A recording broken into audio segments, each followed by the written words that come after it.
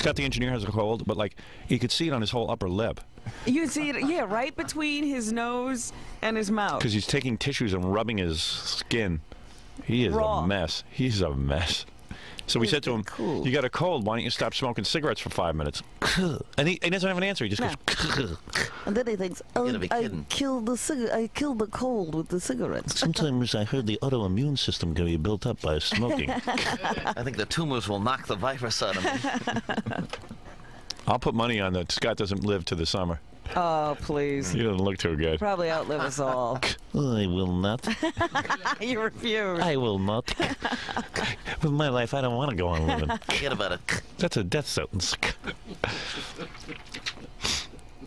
I have no quality of life. I'm a 0 on the quality of life index. You know, just bury me with my cigarettes. I got into a whole sort of thing with the engineering department the other day over the birthday show.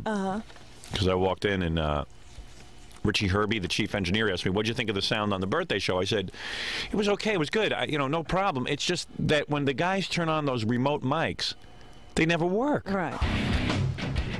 Joey Butterfield's wife is mad at him. You wouldn't mow the lawn. Yeah. My wife's mad at me for farting in bed last night. My wife's mad at me for farting in bed last night. Your wife's probably got your number. How are you? Where's the microphone? There's no microphone? We have no microphone. Check. Oh, forget it. How come you never see this on other shows? Let's not do a show because they don't have the mics worked out. So Richie goes, that's not our fault.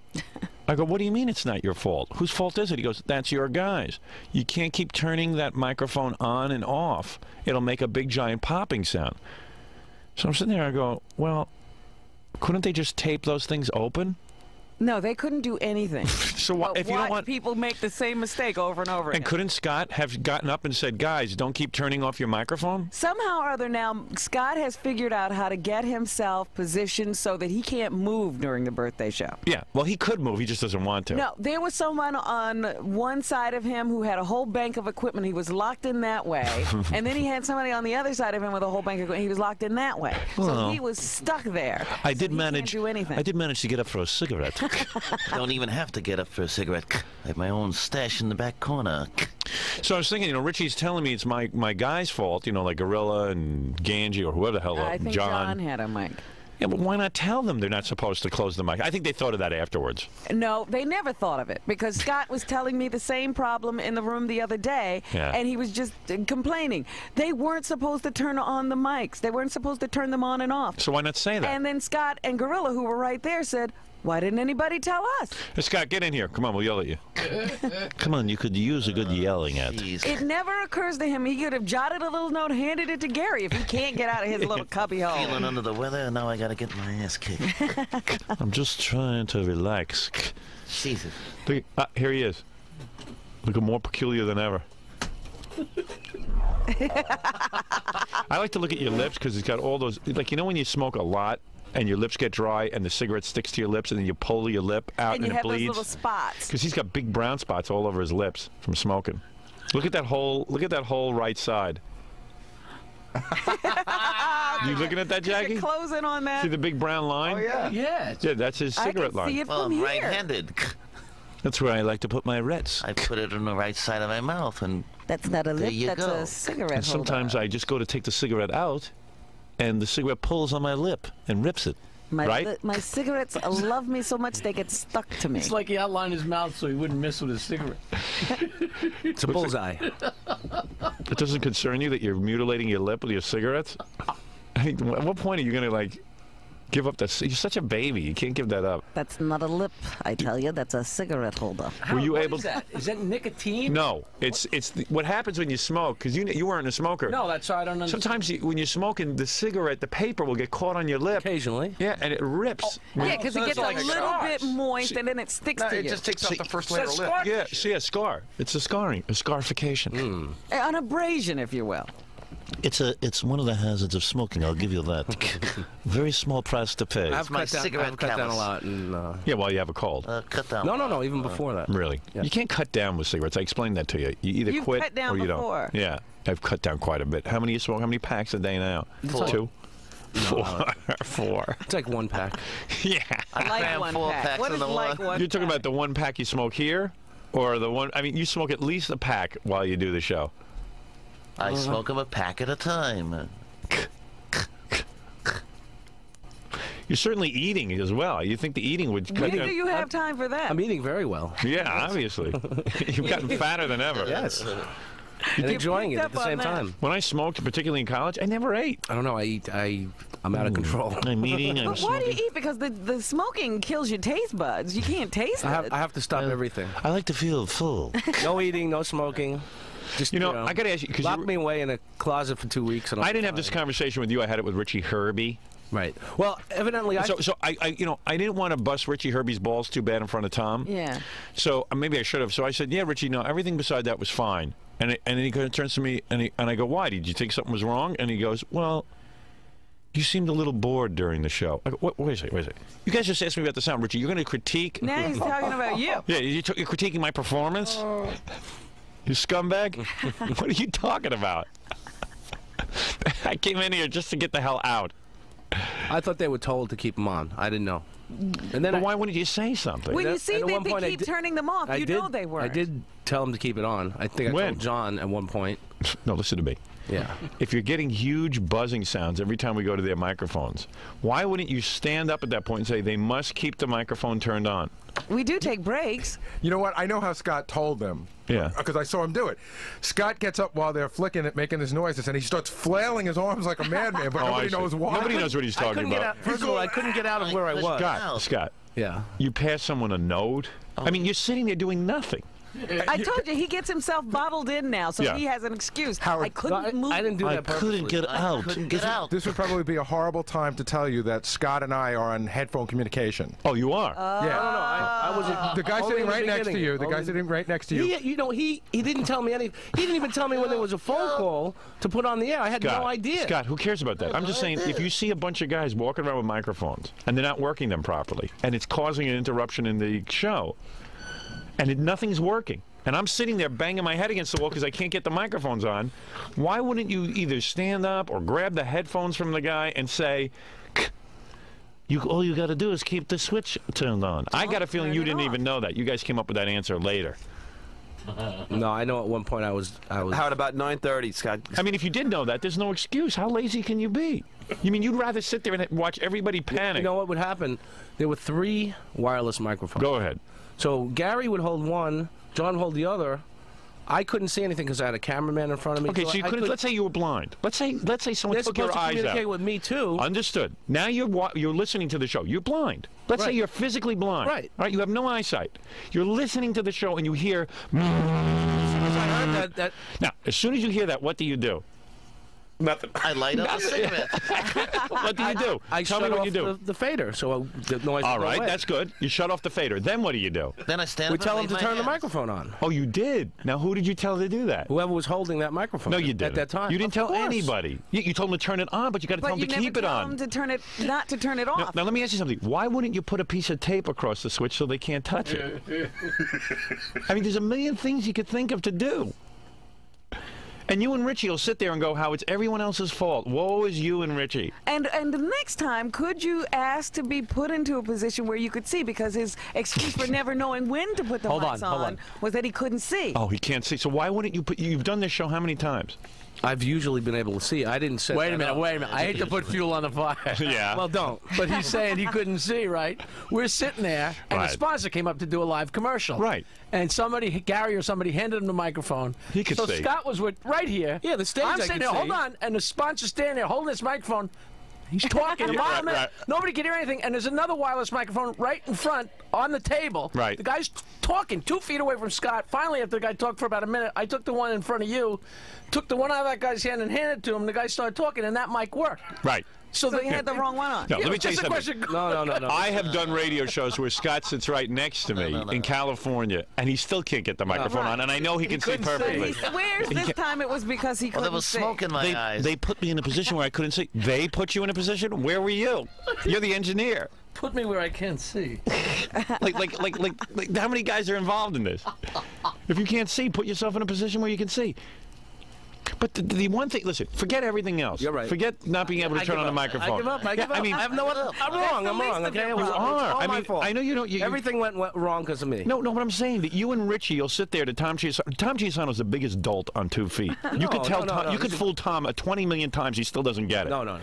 He's not even wise to you guys. Because I saw him. I was in the meeting. He sits there and he goes, "Yes, I thought the sound was good. Yes, Richie, I guess they should have turned on their microphones." And I'm not going to sit there and insult Richie to Tom's face because, I mean, I don't want to get him in trouble with his boss.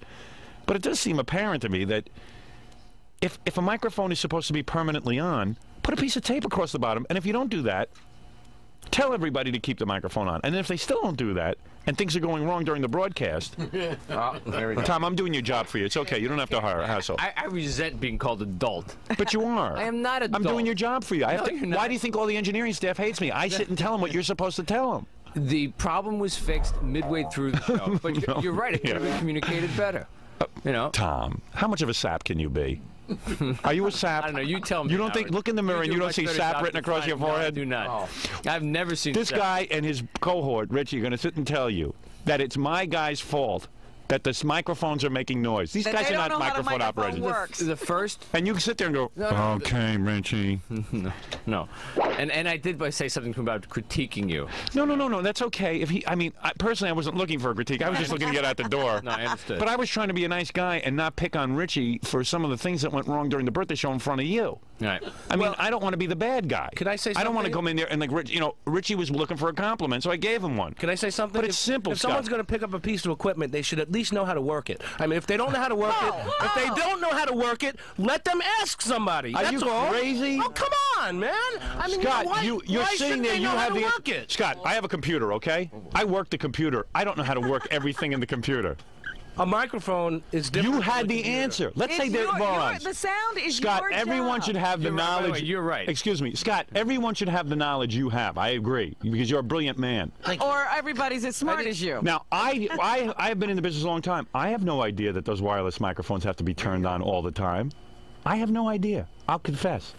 If you have that knowledge, volunteer it. Your job is to make sure that everybody knows how that equipment works. You're going to blame Stuttering John for not knowing what you know? The microphone? No, it's not. He'll never know all I know. But you, obviously, whatever you know, you keep locked up. Why would they... No. Why would they take the mic if they didn't know how to use it? Right. Yeah, you mean they shouldn't hold a microphone? Why would you think Sally Jesse Raphael knows how a microphone works? Why would they play with it if they didn't know what they were doing? Play with it? They weren't playing with it. Why would they... Because you leave the microphones up all the time because you're sleeping back there, so people turn them off so that they won't be heard. No. That's exactly why they do it. Absolutely not. I wish you had a camera on me. You couldn't see. How would you know when to turn them off? You don't know when to turn them on. I'm wise to you. I can hear. I'm wise to everybody. Did you hear what he just said? What? I wish I had a camera on me so you could see what I was doing. I saw what you were doing. I didn't need a camera. You know why Scott's so wrong here? Right. All the time that I go out to do things outside, he gives me the mic with it off all the time. Oh, right. So then when I go downstairs, I turn it on. Right. So who's to think that when he's giving us the mic now, he's giving it to us on? Of course not. Can he tell us that? All he has to do is say something. That's all he had to do. Yeah. If he said to you, leave it on, don't touch this. Then I wouldn't have done it. Right. But now it's your fault because you didn't leave it on. But of course he didn't tell anybody. If you're going to use a piece of equipment, John, don't you think you should know about it? And Richie has the same knowledge. He was standing there during the birthday show. Why doesn't he tell somebody? I can't speak for him. I saw Richie having the same problem with the microphone. Somebody ought to talk to him. Yeah. Come on. Well, about 9:30, Scott did say something. He said, "Oh yeah, you should." 9:30. Yeah, about 9:30. Was ready when the show was over. By the way, before you leave them on. Because I thought it was communicated to him before that. Why did you think that? Then the problem happened. But let's say it was. Let's say he did communicate. I'm going to give you another scenario because I'm going to do Tom's job for him because he can't do this with you. This is how he has to talk to you, like a baby. Let's say you did communicate with him. Let's say you told Stuttering John 50 times, leave the microphone on, which you didn't. But let's say you did, and he still kept turning it off. Right. What would you do? Would you stand up and say, hey, douchebag, close the microphone. Or say to Richie or whoever is floating around, put tape on the microphone so they can't switch them off anymore. Or would you just sit in the back and go, oh, I'll have another cigarette? I haven't had a Good cigarette. idea. All right, there you go. I need a cigarette. See, Tom, you got to think it through for these guys. Here's what I heard. I heard the problem happened twice early on. More than twice. But then I guess I didn't hear it after that. I think it happened twice early on and one more time. Yeah, see, I didn't hear it after that. Yeah, it's a major showstopper. Right. But I'm saying, listen, technical problems happen. But there's no excuse for one that you have the answer to solve. I just didn't think you guys had an answer. If you have the answer, why would you sit there? That's the only thing I'm complaining about. If you've got this vast wealth of knowledge, why would you sit there locked in? And even if you're locked in, if you got a guy sitting next to you with a headset, say, tell Gary to keep the microphones on. That will solve the problem. Boom. And you got a smooth show. You would look like a hero. People would say, wow, look at the knowledge this guy has. He took care of that. You know, Einstein. But I wouldn't get all this Let me tell you airtime something then. about Einstein. You know anything about the Einstein? You also wouldn't have a convulsion like you did before, though. Yeah. Let me tell you about Einstein. Okay. All right? I've heard of him. Okay. Had a pretty good idea, theory of relativity. Pretty good. He could have sat there and kept it to himself. You know what he did? He wrote it down on a piece of paper and shared it with the world. That's what I'm suggesting you do. Okay. Einstein, when you have a great idea. when you have an idea, share it with people. Yes, sir. That's all I'm saying. When you know something, give us your knowledge. Right. Don't sit there and go, oh my. Everybody else should terrible. know. I thought of it. See, Tom, that's how you got to talk to them. Wait, but I know it's hard. No, you got to think it through. Here's the deal. Go ahead. The second time I heard it, we heard it very early on. Tom, listen to me. I'm going to explain to you now. I don't want to embarrass you, I'll but explain to you. I know you heard it 2 times, 3 times. Okay, let's say you heard it 20 times. No, you got to talk to Scott and say, Scott, did you know the answer? And if Scott tells you yes, you're going to say, Scott, share the answer. Yeah. That's the answer. Even if it only happened once. I was working under the assumption that it was fixed. I see. All right. Well, it wasn't. I'm saying now, in retrospect, how do we solve the problem for the next time? We tell everybody to keep them on. Right. And if they don't do it, it happens. Why don't we tape? Well, we tape. And put me in a place where I can see. Your job I is want the center engineer. stage. So he couldn't see. He saw plenty. You see too much. He can't see. He can't hear. What an engineer we have. As to how to solve the other problem. Well, no, it's one thing to say a cliche like we need to communicate to solve problems. That's a cliche. No, somebody. You got to be more specific with a guy like Scott. You got to tell them exactly what to do. You got to say, Scott, if there's a thought in your head of how to solve something, you have to share it with other people. Communicate is too vague. And then Scott will go, well, I did share it with other people. I'm sharing it now. No. While it's happening, what do you do? What do you and Richie do? And think of these people as non-engineers. Yeah. They don't know what you know. You have to help them. How come they're holding a microphone if they don't know how to work it? What's the deal? You should never pick up a microphone if they don't know how to use it. It's time for a smoke. Did you see when he was yelling? He was almost out of breath. Yes. It was as animated as ever It was seen. funny. And you want to know something? You want to know something, Tom? When you talk to these guys, I'll give you some advice. Thank you so much. You're the management guy, and you're much better at it than anybody I've ever seen. But you got to be very specific. It's to say, hey, let's next year communicate better. To Scott, that's like going in one ear and out the other. I communicated fine. Scott will see a whole bunch of problems this year and never say a word and let the same thing happen next year. That's right. I will issue a memo. Same way when you talk to your wife. I know you got a lot of thoughts in your head. Don't go in that direction. You know what? You can be different here than you are at home. Don't keep them locked in your head. Here you can be forceful. All right? Okay. We're not going to yell at you. Oh, no? No. We want if you to hear speak, what you we're going to be have to thrilled. say. Okay. If you had, let me tell you something, what a hero you would have been. When there was a technical problem, if you had just stood up, you got to describe this, you got to show Scott exactly how to do it. I almost did that during the show. Yeah, this is what you do. Out, but I didn't want to scream out. No. All right, then fine. You don't want to scream. You turn to the, you be the unsung hero. Turn to the guy with the headset and say, excuse me, I have the answer to Howard's problem.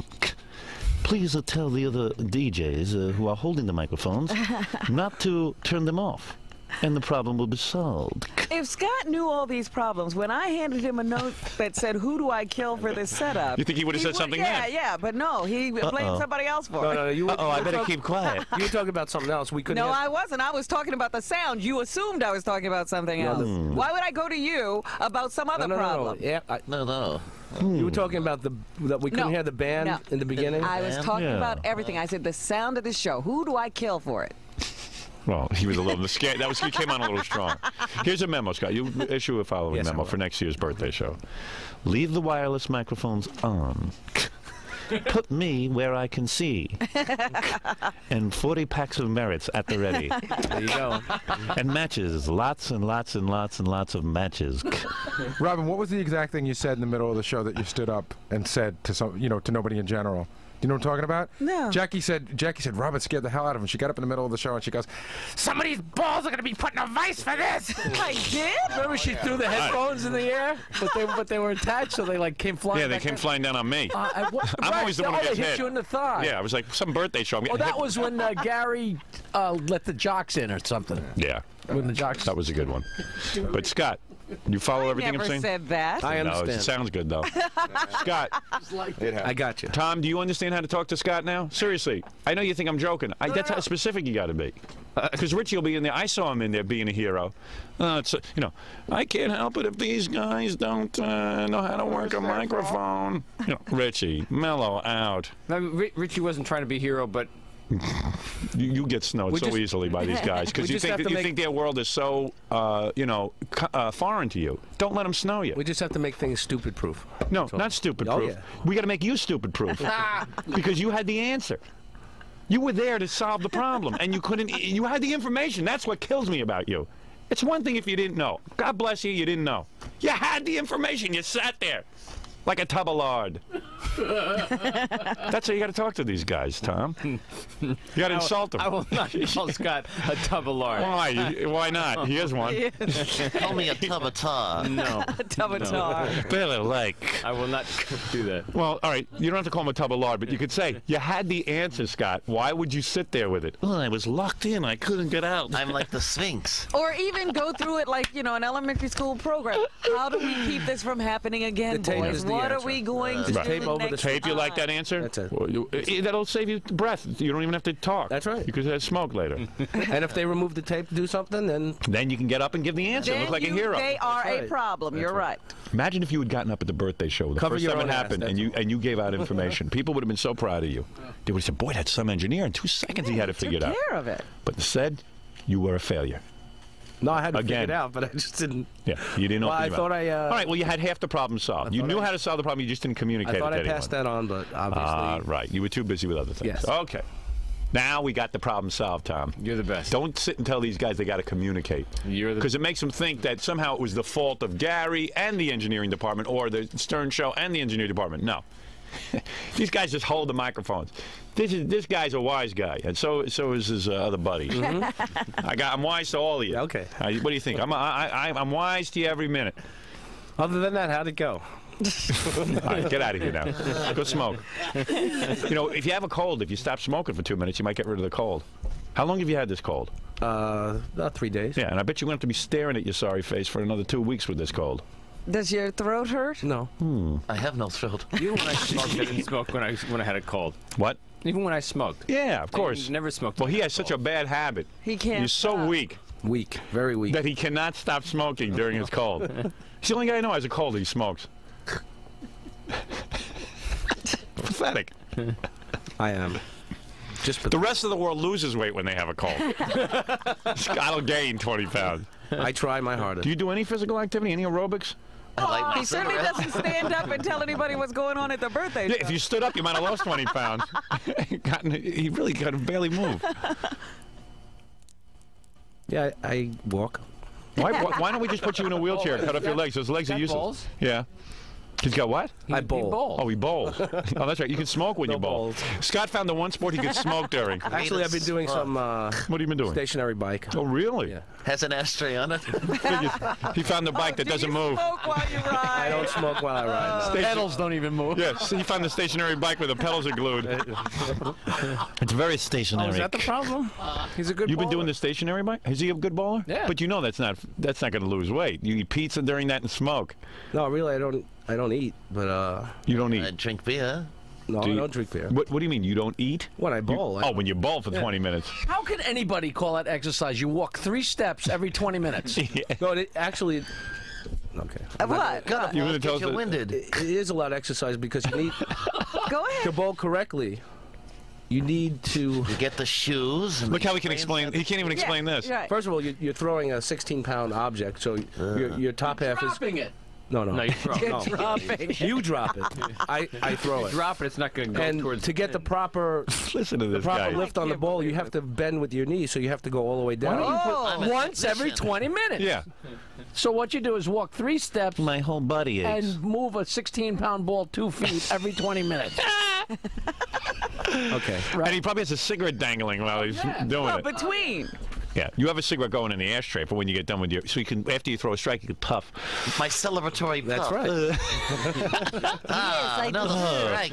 My celebratory puff. I deserve this puff because I just threw a A strike. lucky strike for a strike. turkey, yes. We should have him do a bowling demonstration in the hall tomorrow. A perfect game. Another great throw. Look at the arc. Look at the curve.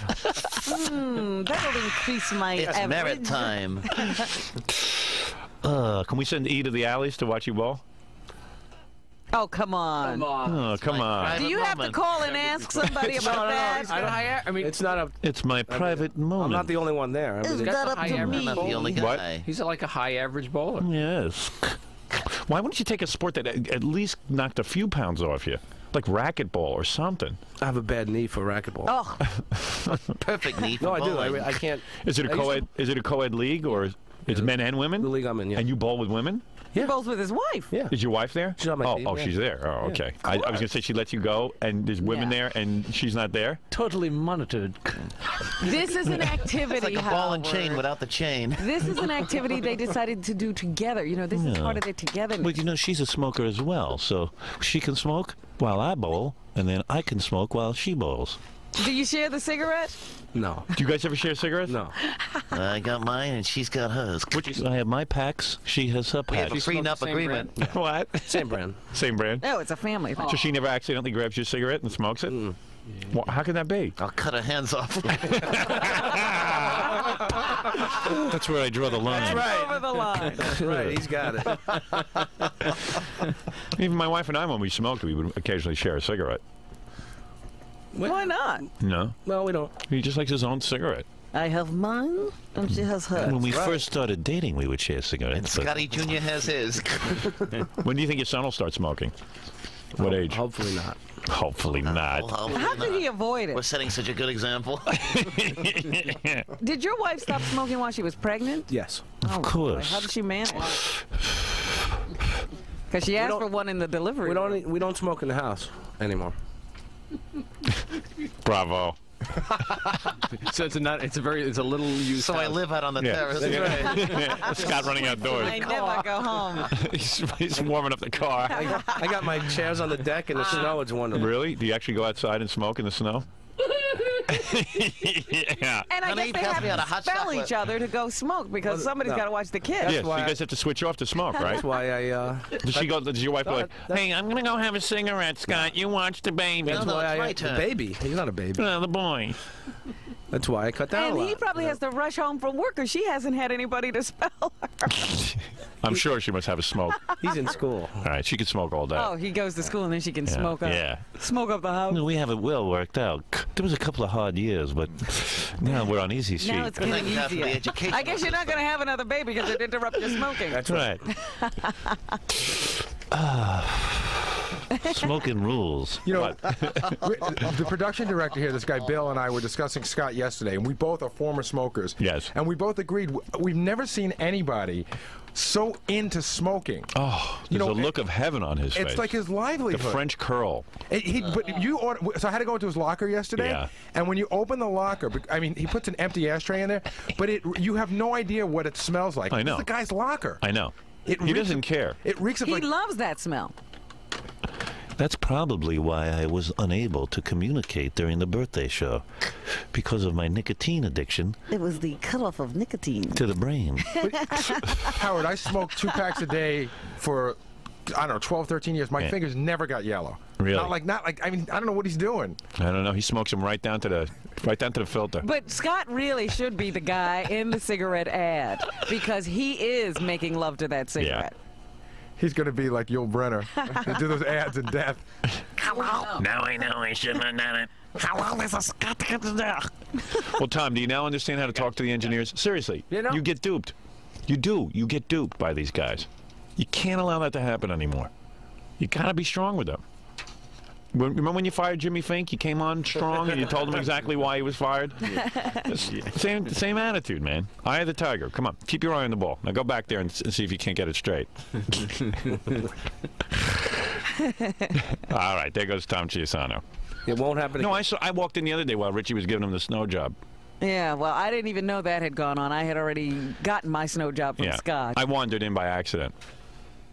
You know, guys don't know how to work a microphone. I was like, okay, I'll bite my lip, just keep my mouth shut. I'm not going to do this in front of Tom.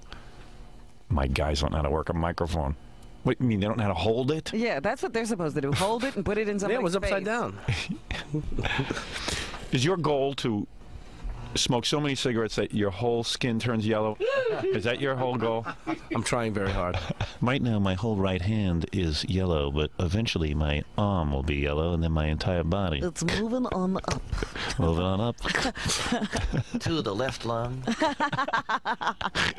I finally got a tumor in my throat. Moving on up. Moving on up to the left lung. We got a new song. I finally got a tumor in my throat. Oh, the smokersons. Have you been to a doctor? Has he x-rayed your lungs? Not yet. Not recently. No. Because even when you were yelling... Why would he take a picture? He can feel them so well. They don't allow smoking in the waiting room. I would go to the doctor, but they won't allow smoking. We should call you Wheezy. Moving on up.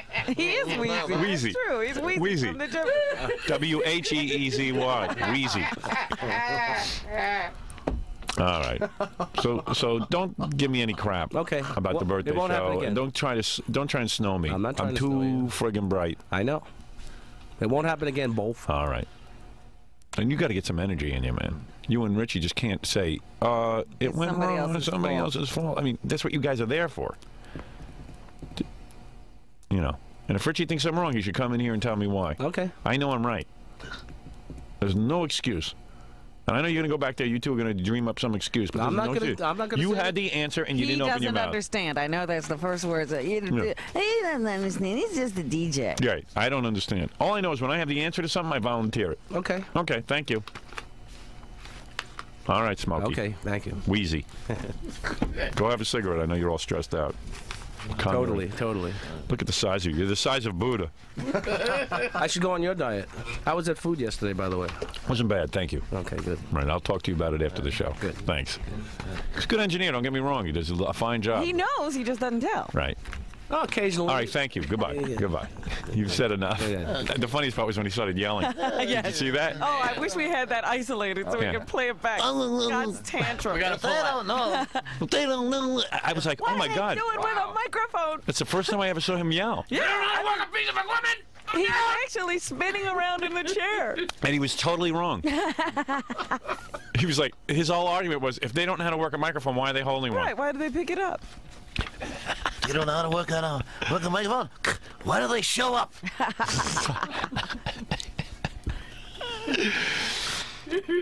Like, in order to sit behind this microphone, do I have to know how it works? Right, do I know how this one works? No, I just turn it on, I turn it off. That's essentially what... Oh, forget it. You don't even... I don't even do anything. Right, I turn it on for you, and I turn it off. You don't have to sit there and hit anything. So should I know something? No, you don't need to know anything. You're doing fine with it. Just sit in front of it. That's what you do. That's what I'm supposed to do. Right. Scott makes it work. Fred doesn't even know how to sit in front of it. But yet he's here. All right, let's take a break, and we'll be back right after these words. Hey, Jackie, can I take up an issue with you, a serious one? Anything you'd like. All right. If you can see me, it's because they gave me a chair that's 4 inches higher, and there's no other chair in here to switch. All right, wait, let me see if I can fix that. Is that the question? No. No. Oh, no, it's much worse. No, in all seriousness, when celebrities come in here, people of some fame, do you have to have Grillo chase after them with pieces of paper to sign? What is the problem? Well, it's just sort of annoying and embarrassing that we have to have like people running around with pieces of paper for people to sign. You know how we've told the interns that they shouldn't approach these people for autographs and so forth? Jackie has one of the interns running around with pieces of paper, like little jokes and stuff he writes, and having him sign it. Yeah. And of course, he sidesteps me or anybody in the issue, and he just has one of the interns running around. And everyone has come up to me, more than one person, and said it's a really awkward moment. Well, not why only didn't you that, say something before this? You have a problem. I just found out about it. No, you never talked to me about it. Wait, you just said that more than one person has come up to as of yesterday. So you just totally contradicted yourself. But yes, no, I did. Did I contradict myself? No. More than one person came up to me and told me about it. I assume it just started. Have you been doing it for a while? How long has it been going on? I've been doing it for a year. Oh my God! No, who was doing it? Which intern was put up to it? I would ask somebody just to have them autograph one of the notes that I wrote and just have a guest autograph it. What's the big deal? The big deal is that we don't want to hassle our guests. And especially this happens when they're leaving because Jackie doesn't write the jokes until they're here. Yeah, yeah. So they're being chased out the door. It's just people trying to get out the door, and we have interns asking them for autographs. All you need to do is say, don't do it. Thanks. Well, that's what I'm saying. I just said I won't. Jackie's always up to something. He's always got something going on. You get the autographs, you want Joe cards, give me your address, I'll send that. You know, I mean, it's just like, oh. You don't have to pitch him like right there at the door. Jesus. Oh, but you've heard us say to people we don't want people hassled around here, and we've stopped interns. We've stopped interns from doing it, and then you enlist them in your little shenanigans. I'll talk to Howard about it. Can you believe him? I can't, because he sat right in here and been in on the fun of giving the interns hell. Yeah. And then he goes out and does the same thing. Yeah, he knows he's doing. He knows what the interns aren't supposed to do it, but I can do it. What's the big deal? Do as I say. What's the problem? What's the problem? So what? Why is people All leaving? you have to do is say, don't do it. As people are leaving, they have to just sign little pieces of paper for me, Jackie. What's the big deal? Who cares? What's the big deal if they sign a few pieces of paper? Tackling people as they try to get to the elevator. I know, signing dumb pieces of Jackie paper. That piece of, it's a piece of trash.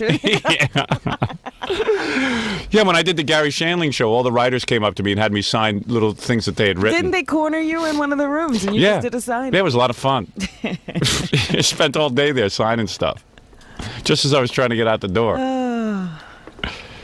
Jackie's wacky. What's the big deal? Here, boys, get this piece of paper signed. Well, I apologize. Anything else if I got them in trouble. You did. Okay. I apologize to them. And where is Grillo? Where's the one vying to be my assistant? That he doesn't come to me with this. You can't blame him. This has been going on for a year, and I don't know about it. I just found out about it yesterday. It's not his fault. Why are you busy running around with pieces of paper? I told you not to bother our guests. Because Jackie asked me. Yeah, but I don't care if Jackie asks you. If Jackie asks you to jump out a window, are you going to do it? No, but he's also like in an odd way. He's like a superior. He's been here longer. No, and he is not superior to you. Jackie thinks he is, but he's not. Okay. I must take umbrage with this. Jackie is the joke intern. Yeah, Jackie is an intern, a paid intern. That's all. That's what he is. Don't do everything Jackie says. He's going to get you in trouble. How often is Jackie right about anything? Well, Fafa Fooey came to me even and said, well, hi, Ralph. Do you know Jackie asked him to sign 2 of them, not just 1? Asked you to sign? No. When he does that, he asks him to sign 2. I know. It's not even 1 piece of paper. Can you sign 2 pieces? 1 for the archives. Yeah. I mean, I don't know. What's the other one for? I don't know what he's doing, but these are my guests. I can't have my closest allies bugging the guests and not telling me about it. Sorry. I mean, it's a professional operation. It's so tacky. You can't have Jackie here. No, Jackie's like, hey, what's the big deal? I'm shocked that he's not, he doesn't have little packages of, the Joke Central products. Yeah, right. I have those. I give them out. He does. It's insane. It's insane. Just, Jackie, please, no more signing little pieces of paper. About 5 minutes ago, 10 minutes ago, I said okay. All right. Okay. Enough said. And Gorilla, use your brain. Is that how you're going to be my assistant on the movie set? No, Jackie. So are they going to come up to you? Well, he's in the middle. It's not his No, fault. he's not in the middle. He's got to start using. Jackie doesn't think for you. I thought it'd be okay because it's so Jackie tells you to go out and murder someone. You're going to do it? No, but if one of the other interns said to do it, I wouldn't do it. But Jackie's not an intern. Jackie's when Jackie the head comes writer. to you with a request that seems bizarre. In other words, hassling my guests. Haven't we? I made only that thought it was clear? okay because Who did you do? Who have you done it to? Have you done it to Tim Allen?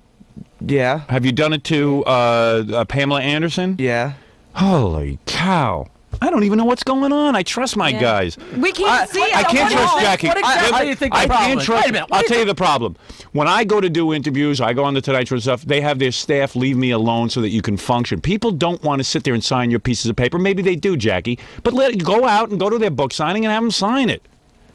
I don't ask them to sign anything. I don't want to bother these people. I'm glad they come in and do the show. I'm sorry if I annoyed you. I mean, what's the problem? The problem is, what if there's 10 Jackies here, and now they're signing 20 pieces of paper? And what if I have the receptionist asking them to sign books? And what if I got to, it's just, you can't do it. Yeah, they got to run a gauntlet to get out of here. Yeah, I mean, if you got to hop over a obstacle course just to get out the door, it's absurd. Okay. And Grillo, I just thought what it was is with okay. you? I thought it was okay because he gave it to me. You thought it was to do. okay? Well, if he's giving you something to do, it means he's doing it behind my back. You know, Jackie, you have to watch him like a snake. But if we say we don't want the guest hassled, why is it okay for Jackie to hassle him? Right. Because Jackie's part of the show. That's no, he's not. I only thought it was okay. You know, because Jackie is not part of the show. Jackie's running his own show over there. I didn't mean a fine line. I'll tell you that. Exactly. I didn't mean anything by it. Like Jackie will tell you that. Jackie stabs me in the back. It's okay. I know that about Jackie. This is a good example of it. I know Jackie says stuff about me behind my back, but I deal with it. But you don't have to be a party to it. Oh, it never happened again. Just because Jackie doesn't like me doesn't mean you have to stab me in the back.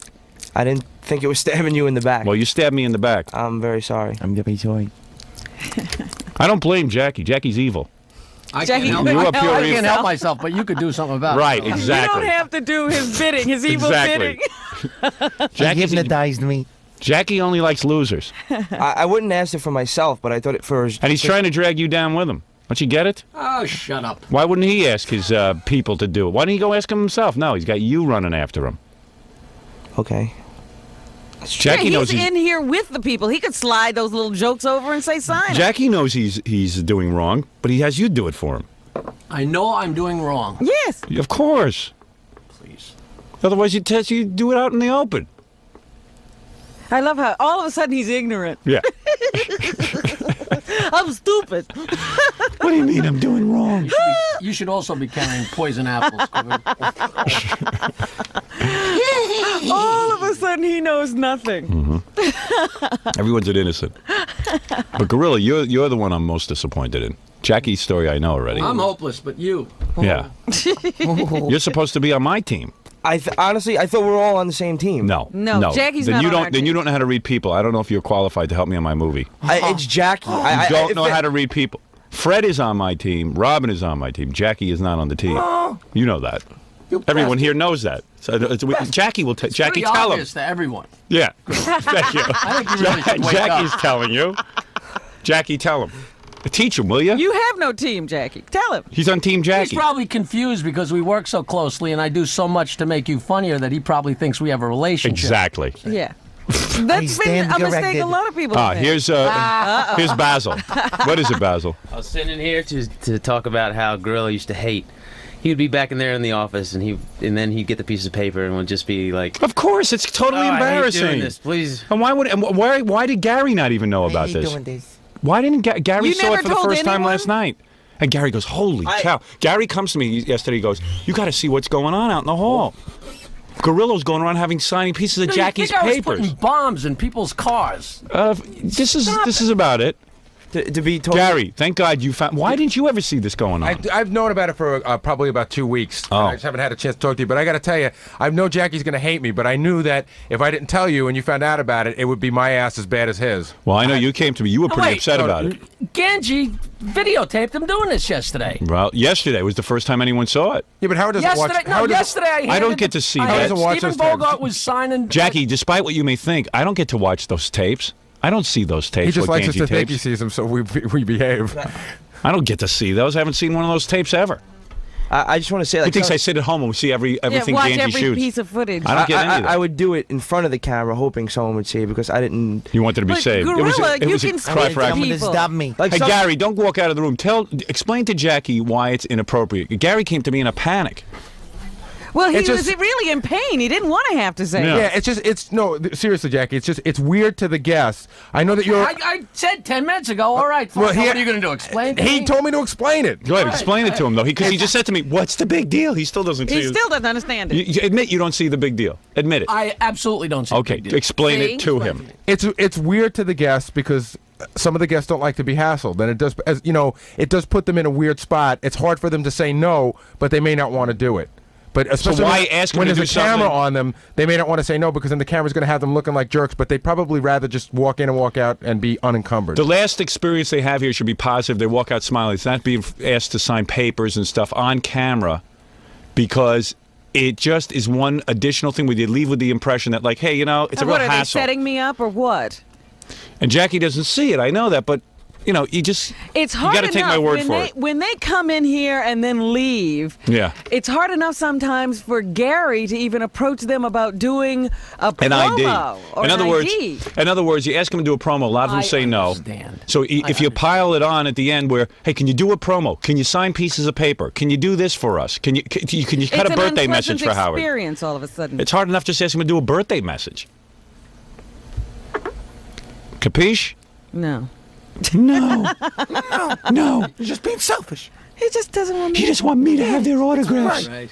I wanted it for my nest egg. I wanted it for Nancy.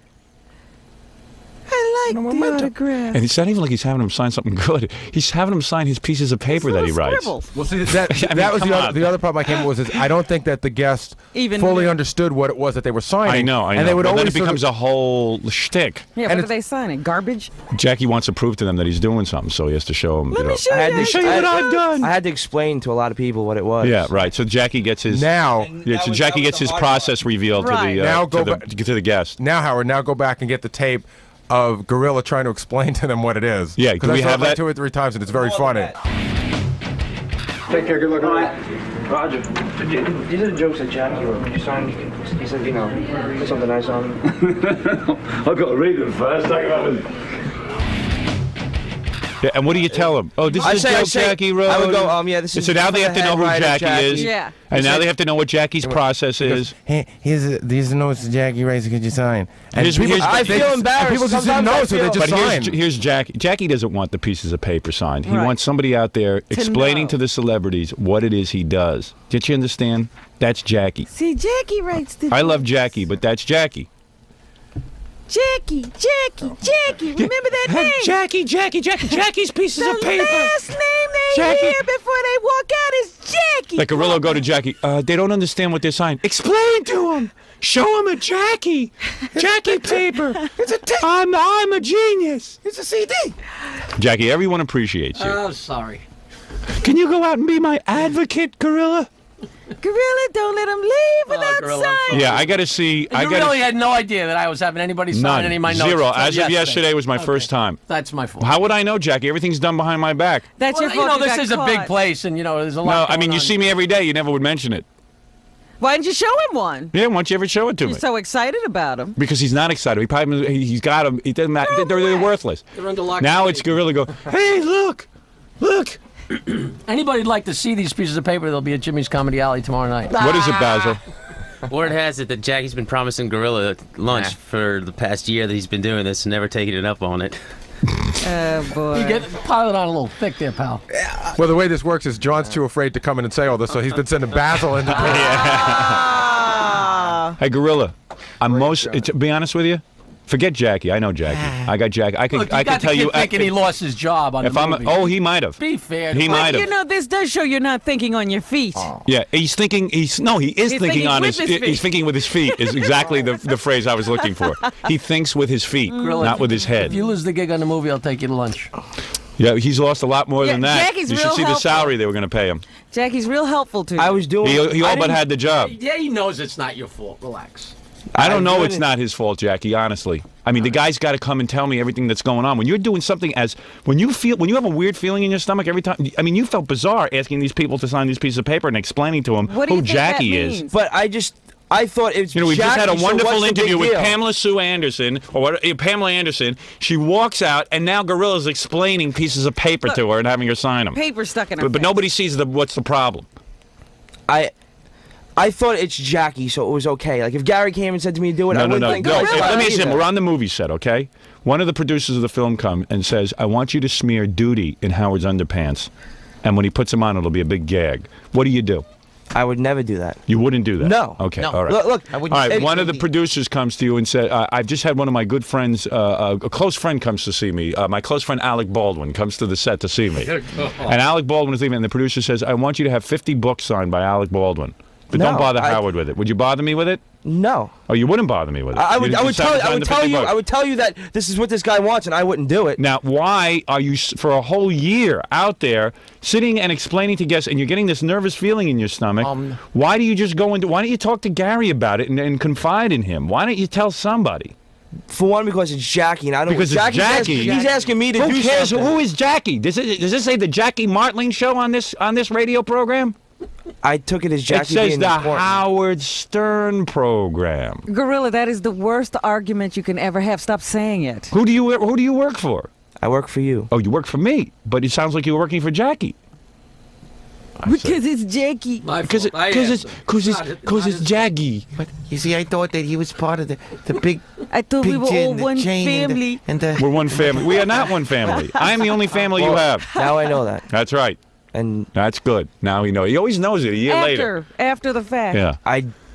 Pamela Anderson hasn't been back here, has she? Think about it. Neither is Tim Allen. Yeah, neither is Tim Allen. You are such a jerk. What is it, Stuttering John? But you definitely thought, like, that Jackie knew he was doing something wrong because he would run out. Oh, of course. Of course he knows. He knows he's doing it. He's I don't get it. It's passive-aggressive behavior. This is Jackie. It's me. It's me. It's me. I've done something. Great souvenir. It's not enough that I recognize my. Hey, look, Tim Allen, look. I just wanted you to see what I was throwing up there. You know what it is? Grillo knew. Grillo hated doing it, so Grillo was on. So why doesn't Grillo? So if you knew, let me ask you something. You're another genius. What? Because he would just.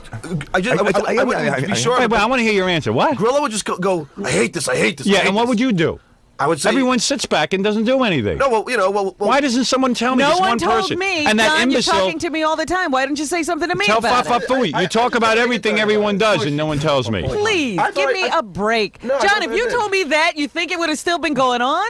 Because it wasn't. It was like the biggest point in the show that I was like, No, it is right now, John. Well, it is right now. Let me ask you, you ever see Fred do something like that? Do you ever see Fred do something like that? What did you ever see Fred do? Howard, okay. I would never what ask point well taken? Howard, I would never ask someone for an autograph. At least you do something's right. Yeah, At least maybe I do 10 things and one of them's wrong. Right. I would never ask someone for an autograph. Yeah, I mean, do you see Robin doing this? No, do you see? I don't even see Ralph doing it. I would personally be embarrassed by asking a guest for an autograph. Of course. So would I. That's why I'm Grillo doing it. Yeah. But I would never do that. So it's just.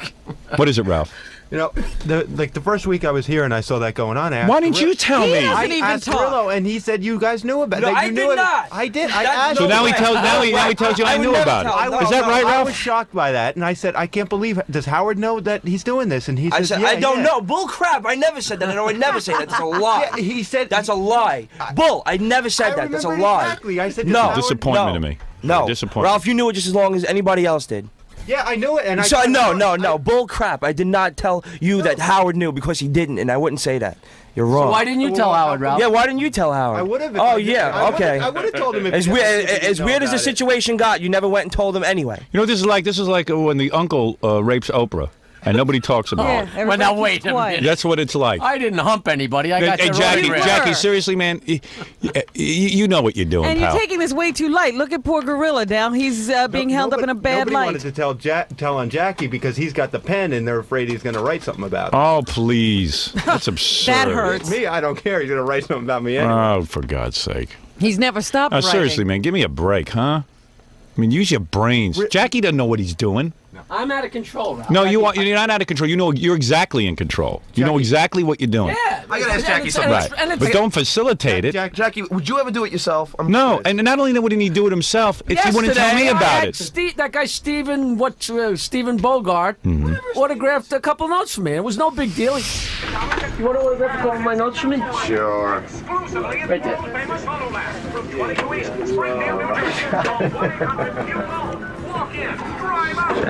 Jackie's thing is people autograph his jokes that he had written during the show. Oh, I see. So this goes. I understand. Some of the lines that Jackie, writes. Oh, and that goes to Howard. Yeah, he slips that to Howard. Sometimes Howard, I see. I understand. He shook my hand. He's a nice guy. Stephen Bogart's a little bit different than, but I'm just saying in general, don't annoy people who come in here. Can I just ask? It's a professional show.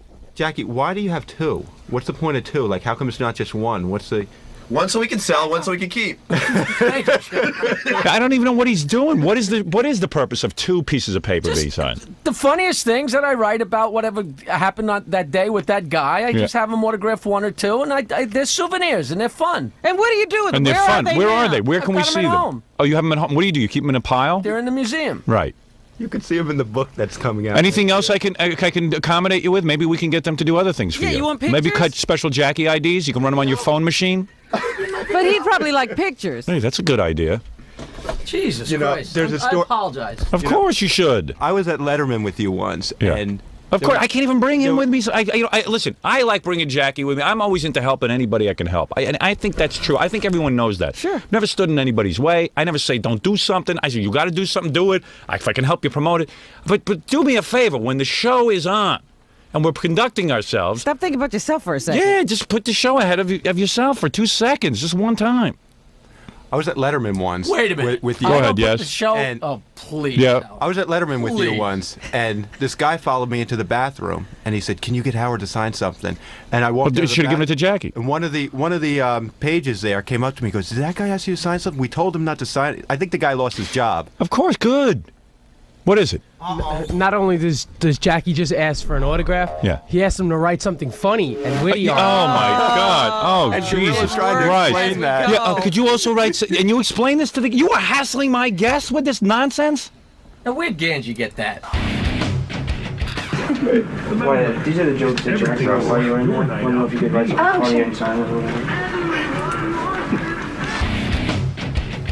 You tell the guests? You listen to this guy? Don't listen to anybody. They don't have to be real funny. What was that? They don't have to be real funny, just a little ha ha. Okay. Ha ha ha. Oh yeah, wow. Okay, you're pushing him. Jackie, you pushed this kid right over the edge. He's going to be in a fetal position sucking his thumb in the corner. What do you mean he's going to be?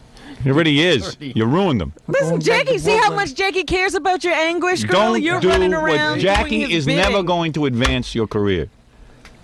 He's only going to get you in trouble. It's a shame now that I realize that. Well, yeah. It's too I late. just thought I was doing something nice for the guy. That's it. And you absolutely were. Yeah, You but it absolutely wasn't were serving way and you at above all. New York. It was It had nothing to do, harmless. but it had nothing. No, it's again. It's harmless. It was harmless. Why is it harmless? Because Jackie doesn't care, you see? Hey, could you sign these things before you do the birthday And IDs? write a few jokes. Yeah, and write a joke or two on the paper. And Jackie. some of your fondest memories. Yeah. Can you sign my yearbook? Just a short paragraph. Hey, I still can't. I'm bad guy. I'm the bad guy. Howard doesn't let me. Right.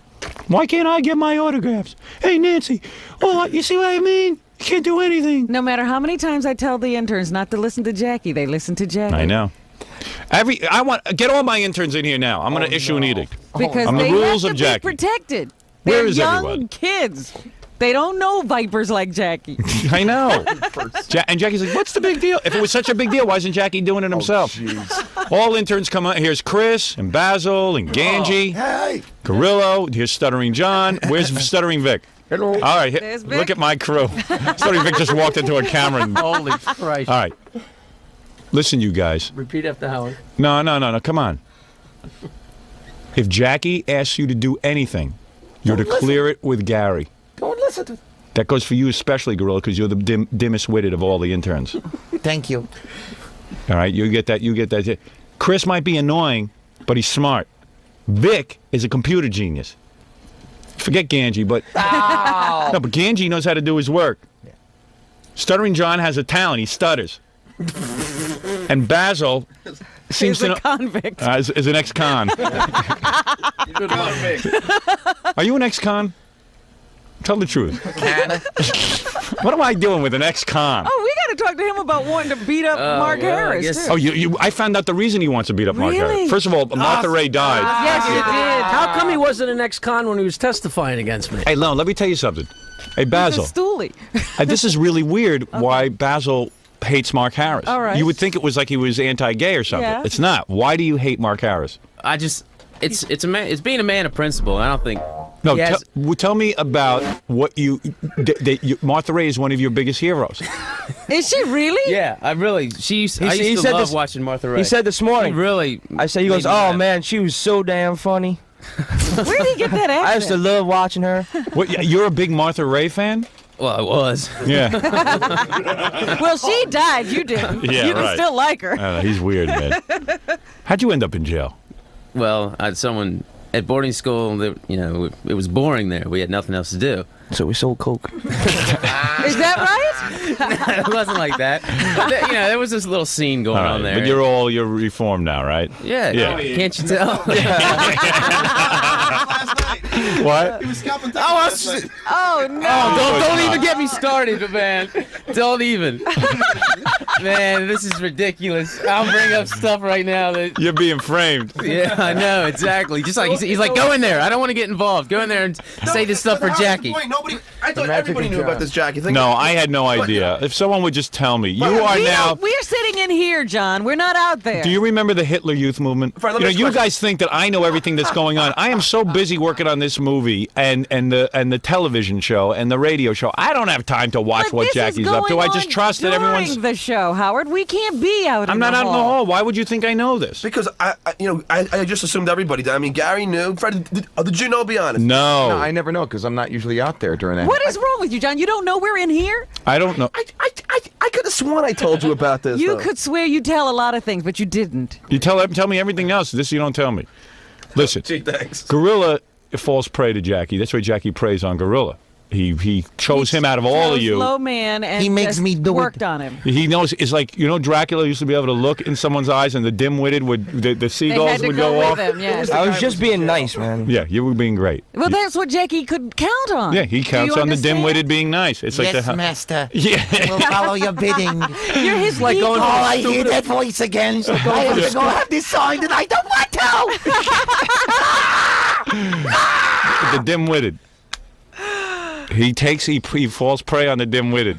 It's the only way to go. He finds the dimmest of the interns and corrals it. Right, Chris? Absolutely. All right. It took some scrutiny to figure out who was the dimmest. Yeah. And like Chris wouldn't lunge at the chance to go do that. Can I just say something? Yeah, go ahead, Chris. Feel free to say. Now's your chance to talk. Don't talk to me in the hall. When Tim Allen was here, yeah. As soon as he came out of the studio, I was standing by Scott's. He came out and he was. You were gawking at him. I was looking at him, but there was no way I was. No problem with that. Go ahead. I felt bad for Steve because he had like a piece of paper in his hand, going for the, this. Oh, for God's sakes, I'm so embarrassed. But I would never think of going to a celebrity because that's the first thing you're told is you don't bother people. Grillo, all you got to do is tell us. You're not in this alone. Why did you think you couldn't talk to somebody if you were upset about it? Because this reason alone that he's gonna get reamed or whatever. Who I don't cares if he gets reamed? Yeah, better him than you, don't you You're think? not gonna be fired because he gets reamed. He can't fire you. Only I can. What were you thinking of? Protecting Jackie or yourself? I guess protecting Jackie. Oh, you're real. I don't know, Howard. I don't know if you can use him as an assistant. That's what I'm saying. Every time I start building up confidence in him, because they were talking pretty high over him about him. I said, "You really like Grillo?" He goes, "Yeah." I said, "Yeah, but you don't know. He screws up."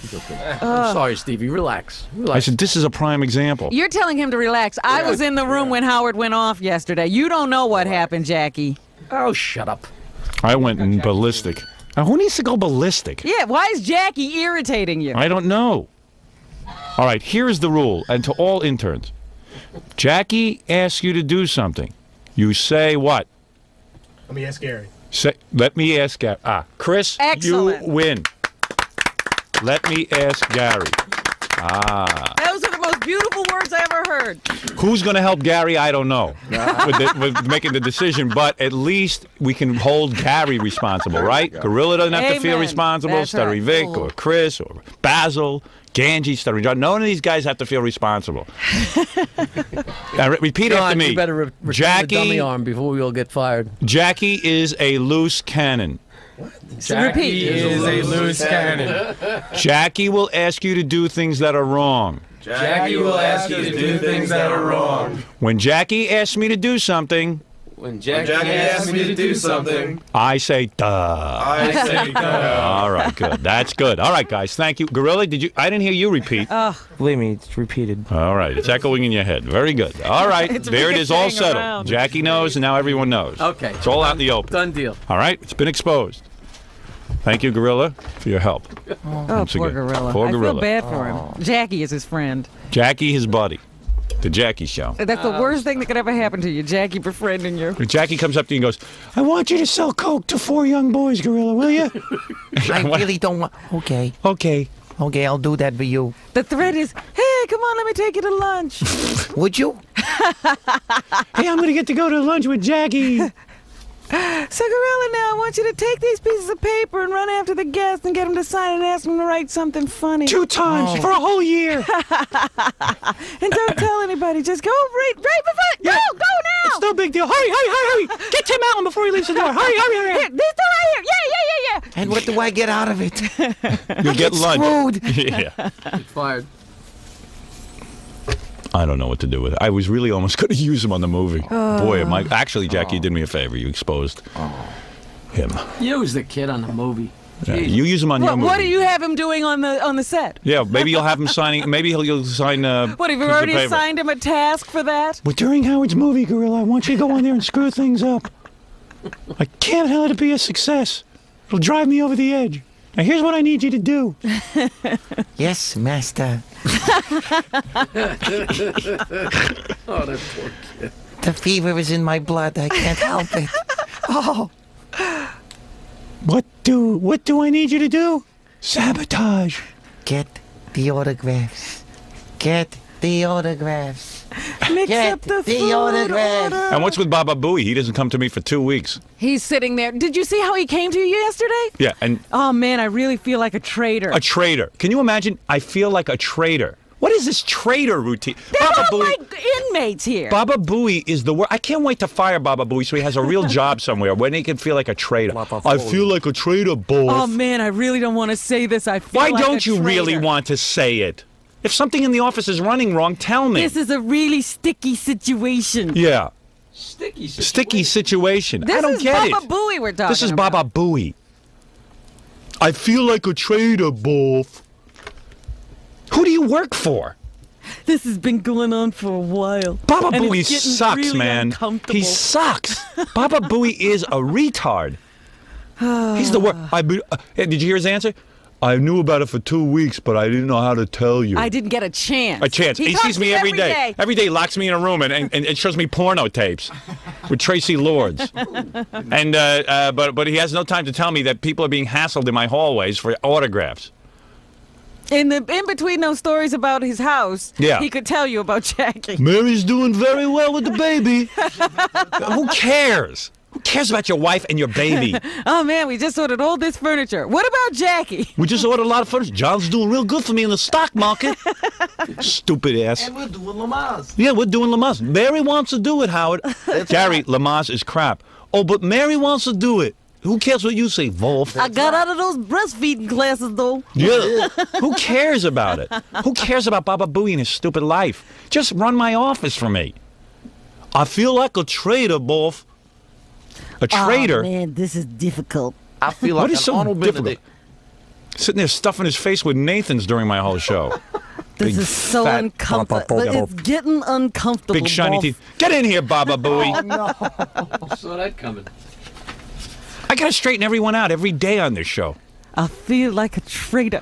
Why do you feel like a Why do you feel like a traitor? Can we just skip ahead and just have me repeat? No. Why do you feel like a traitor? Why do you? I don't get you, man. I don't get you. I shouldn't have to feel like a traitor, but it's a weird scene right here because I know Jackie Why is it would be weird? upset. Just come into. Who cares if traitor to Jackie's me? upset? Yeah. Oh, I would not. No, not A traitor to Jackie. Like, in other words, I think he was talking felt about? Well, Jackie will hire you when I'm done with my radio I show. felt like I Jackie will was- hire you for his radio I felt show. like I Then was you can be a tattling on traitor. Jackie, and then but I did what I had to do. tattling on Jackie. What is it? Me against everyone? No. Am I the Not to enemy me. here? Not no, to me, it it isn't. sounds like it. Do Not you me, it's care him. about guest relations on the show? Of course I do. So why would you wait 2 weeks? Why is it an emergency to you? You knew it was wrong. It happened because I wasn't sure it was going to keep going on. I had only seen it, and then I came to you. No, just come to probably me. Don't a hair too late, don't- but I'm yeah. sorry. I Mr. was wrong. Hair. You know, I hate to differ with you, but it really shouldn't have required coming to you. It shouldn't have. He should have stopped it. Now, you know what? You're damn ass right.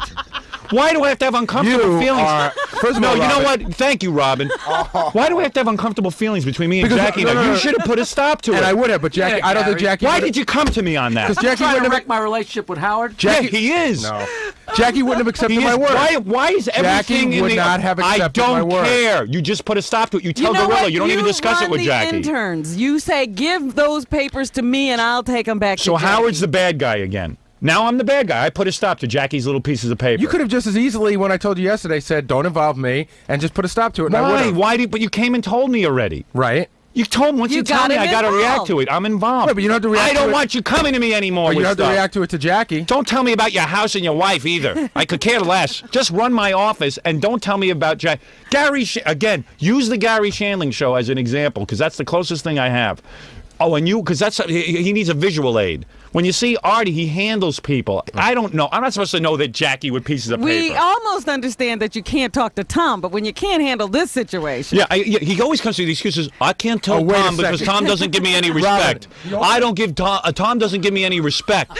Robin works. But Gorilla now doesn't give you respect. Robin works in the only radio station in the country where she actually gets to talk to her boss like she's in charge.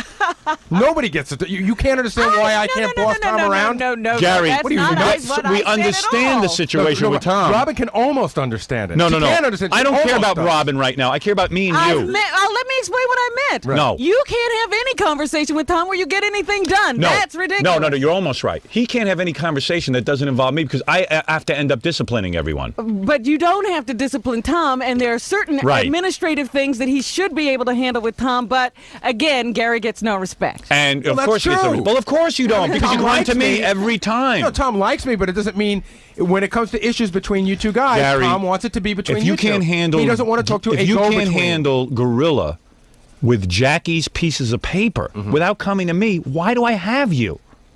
That's fine.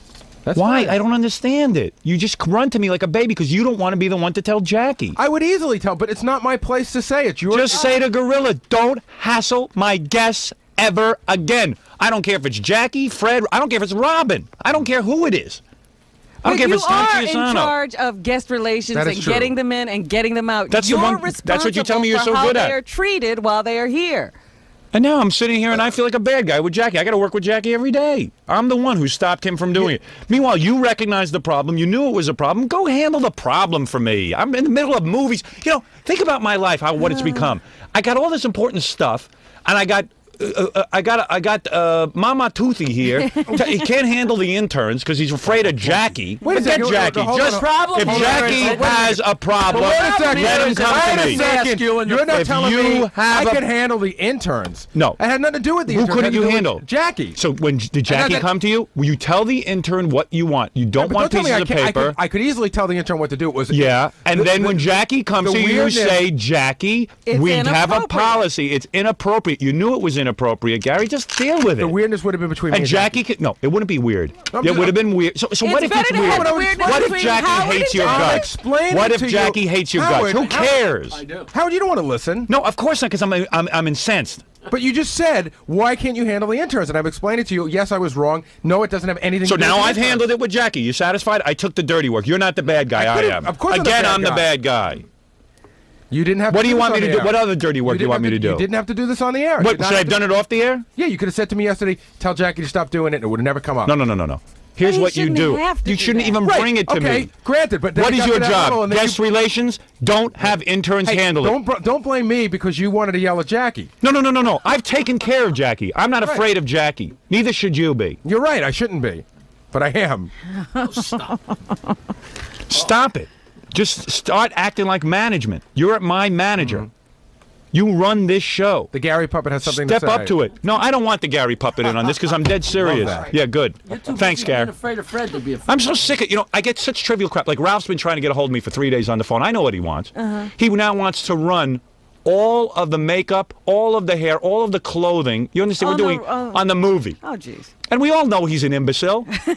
We put him on. I put him on the movie. He's in charge of like finding glasses and he's in there. He's making. And he can't just take that job. And I know what he wants. Prove himself to people. But if he bothers me one more time, he can't prove himself. Everyone on the movie thing hates him already. Yeah. They already wanted to fire him. Excuse me one second. They've already wanted to fire him. But I've saved his job again. I said, never bother me again with Ralph, and I am not Ralph. You are not to bother me with your incompetence. That's not what I wanted to talk to you about. What? I'm not going to talk to you about what I What do you want to talk to me about? Just deal with people. Work with them. They're into you. They want to get your advice on things. You can't run everything.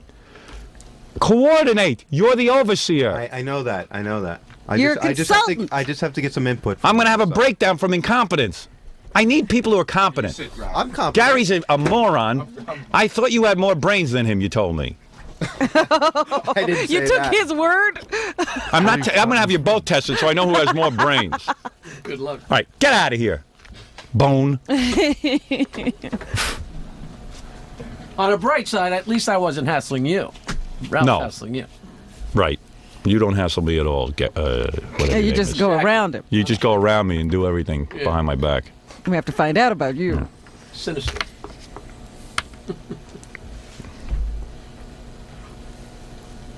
I was hoping that that wasn't lost on you, that really that was no problem for you to have to handle. Oh, that wasn't lost on me at all, Robin. Thank you. Thank you for opening my eyes. My sweet angel. My one beacon of light. He could have just handled that. And then he keeps saying, well, you could have told me just what to do. Hey, Fred, let me ask you something. Yes. You would know that, I mean, seriously, if you were going to now have people signing 2 pieces of paper a day and having interns hassle the guests, you would know that it was kind of bizarre, right? I mean, even, you know. As an intern or as the person asking? As the person asking.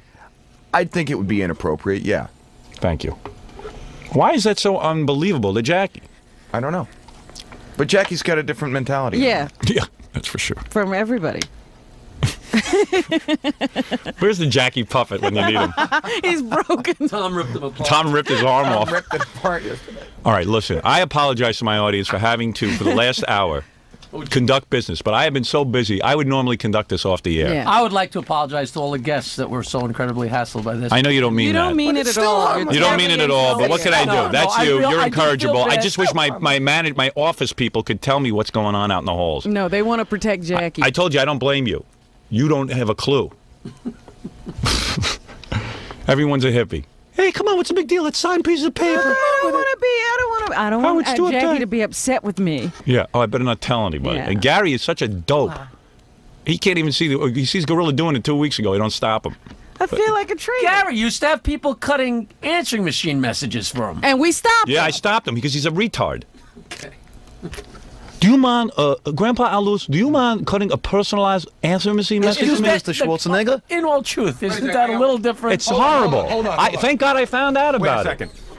What I did was wrong with the answering machine messages, but Jackie Martling, I had. I'm sorry. I Did had I dig that up? 2 people cut answering machine messages. I did not torment every guest that left here, every single guest that left here, and ask them to be witty while they were doing it. Yeah. Nobody asked them to be witty. I don't know, but Gary, sorry, pal, but it's a tie. Thank you. You might even be worse. My an wants for answering Jackie's message. 50. In other words, for your personal answering machine. I only ask asking a guy that people. I only asked Jessica Hahn, a friend, to do it. Okay. She was a friend. And that was an important message you had on there. Met her on your own? It was unbelievable. Yeah, he met her on his own. Boy, you a wrote personal friend of Jessica Hahn's. I had a friend do it. You want a friend do it? Have Greg do it. He's your friend. How come you lied? He did, but it was dull. Good. Hi, this is Greg. His friend, Jessica Hahn. Yeah, he didn't meet her through the show. I could have. I don't know where That's I dug stupidity. that up. That was good. You pulled out a good one. Woo! Reach way back. Well, I'll tell you one That was only thing. 5 Everybody have a good laugh, because I'll tell you one thing. Gorilla ain't working on my movie. Oh, don't do that. come on. Sorry. So you guys Well, laugh it up see, with you Gorilla in a people room. don't take this stuff seriously. Now you keep will. getting them into I'm going to trouble. use that as an example. You know, you could give now him a you're gonna. second. Now you're all going to thinking think about before you what ask you do. anybody to do. He pays. That's not fair. That's the Somebody's that's the gotta break. pay. I'm the bad guy. I'm going to be the bad guy because Gary's got no balls to talk to you, and everyone's a good hippie. Hey. I'm going to be a hippie now. Hey Everybody's man, a friend. everyone's my buddy. I'm our buddy. How Howard's now they'll all sit around. Howard's a bastard. But See, I don't care because I was a bastard anyway. Gary plots against me. I don't know how to tell you this, Wolf. I don't want to be a traitor. No, Howard's not a bastard, but Robin's a C word. We do sit around and say that. Yeah, well, I'll tell you something. I'm becoming a real Class A #1 bastard. And if he was more of a bastard, you wouldn't be doing all this stuff. You guys can make up the money that Grillo would have made getting his first entree into the film business. Take up a collection. Yeah, I'm paying him tonight. That's good. Okay. See if I'm not serious. You guys laugh it up. See if I'm not serious. See if I'm not serious. Well, that's your decision. That's right. That's right. Everybody's got to make their own decisions around here. There is absolutely no way. From now on, run my office. And I tell you what, Gary, I'm almost at the breaking point. There's absolutely no way you're going to turn this around. If I hear about something going on in the halls that I don't know, you're fired. How's that? With the baby on the way and the wife in the house. There's absolutely no way you are going to turn this around. We'll take a break and we'll be back right after these words. Hey, Gary, how did you find out about this? I noticed Grillo doing it a couple of weeks ago, and I was really nervous. I didn't want to turn, This is what this guy wants, and Jackie's my friend. I don't want to turn him in, but I gotta think about the show, and I sort of knew it was wrong, and I also knew that if Howard found out about it, not through me, and he knew that I knew about it, I'd get in trouble. So I had to do the right thing for the sake of the show. But I also felt I saw it happen like 3 times, and I felt very uncomfortable because I could see that the guests were uncomfortable, and I told Grillo as of yesterday to stop doing it until, and then I spoke to Howard about it. I was talking to Rob Zombie last night. Oh, yeah? Well, at the movie premiere, Rob and I want to perform, so we were talking about we got to get together and rehearse. Rob's my best friend, Good. I'm glad you finally found one. Rob and I talk about an hour a day on the phone. I like that guy. And what do you say? We just talk about junk. We make fun of everybody. We goof on everyone. That kind of stuff. Yeah, but we talk though. We also talk seriously. You'll tire of that. You think so? Yes. We have a good time though. It's not like we set out to talk for an hour. I say, hey Rob, what's going on? And then all of a sudden. Trust me, you've had these relationships before. No. Ralph. Ralph must be jealous. I spent all day with Ralph. I'm trying to now. Ralph's been a big problem. I'm going on a promotional tour. Yes. And wherever Ralph goes, he alienates people. It's usually the celebrity that alienates people. But it's your Ralph. people who we're having a problem with him. So what did he do the other night at the screening? I don't know what happened. Baba Booey got into it. Ralph and I were out yesterday. We had to go to a store, and I brought up Gary's name, and he goes, "I hate him. I hate him." And I know Gary hates Ralph. Yeah, what is going on with them? I don't know, but they've tried to get along. But everyone gets into fights with Ralph. What is it? I've been trying to get Ralph on the phone or something. That was instant yesterday. Yeah, but what is it, Senator John? That fight, but what happened? They were fighting because me and Robin, Ralph, and my fiance came together to the screening. Yeah. And then Ralph tried to save. Hold on. Wait, we get Ralph on the phone because Ralph said, "Hey, if you're going to talk about this." You know what, something, Howard? I know he really is mad. A major jackass. And you could line up people from here to eternity. That's what I've been saying. I don't have a problem with Ralph. Seriously, let me just say something. I don't have a problem with Ralph, right? But everyone is complaining. I've never complained about Ralph. Right, Ralph you like him, right? Bother me. I like Ralph. But Ralph wouldn't bother you. Yeah, because he's afraid to bother you. He's afraid of you. And you don't have to work with him. You and Howard are the only 2 people in the world he's not afraid of. Other than that, he is not afraid to impose or just be a jackass to anyone else. Because I'm trying to get to the bottom of this. You're publicist for your movie. Yeah. You're a limo driver. Right. Anybody on the E crew. Anybody on my crew. Really? Eventually, he is so abrasive. Eventually, he's going to rub them the wrong way. And I keep saying to him, "What do you do wrong?" He goes, "I swear to you, I don't know." Because I see him at photo shoots and stuff. He behaves. He seems to. And then after the photo shoot, they hate him. I'm telling you, whenever Ralph's with me, he's fine. I leave the room. I come back. He's already had a fight, and it's over by the time I get back. Our argument the other night. Yeah. Well, first of all, this started a couple of weeks ago. Right. He blows into the office and starts ordering the interns. He wants the interns to go bring something back to Barney's that belongs to you. Right.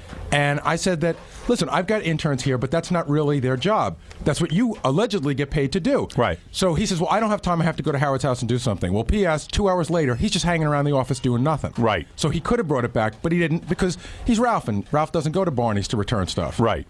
So then a couple of weeks later, at the screening the other night, I put this whole screening together. Right. It was a screening for the people in the movie. The truth is, it was a screening for Robin, Jackie, Fred, myself, and John. Right. Everyone else that got invited was because we wanted to have more people there, but it was really for us to just see it. Right. So I was very nervous because I wanted everybody.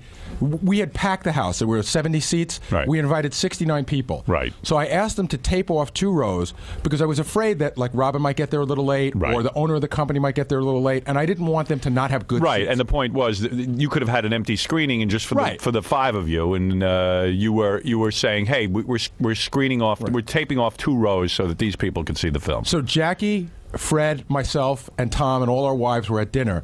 I left early because I wanted to get to the screening room to make sure. I wanted this to go perfect. I didn't want anybody to walk in. Right, you want to have an enjoyable experience. After all, everyone is excited. So I know Jackie and Fred and everybody are on their way, and I know I got these rows taped off. So then I see Ralph. Well, where is Ralph? Is he on the phone or I not? tried.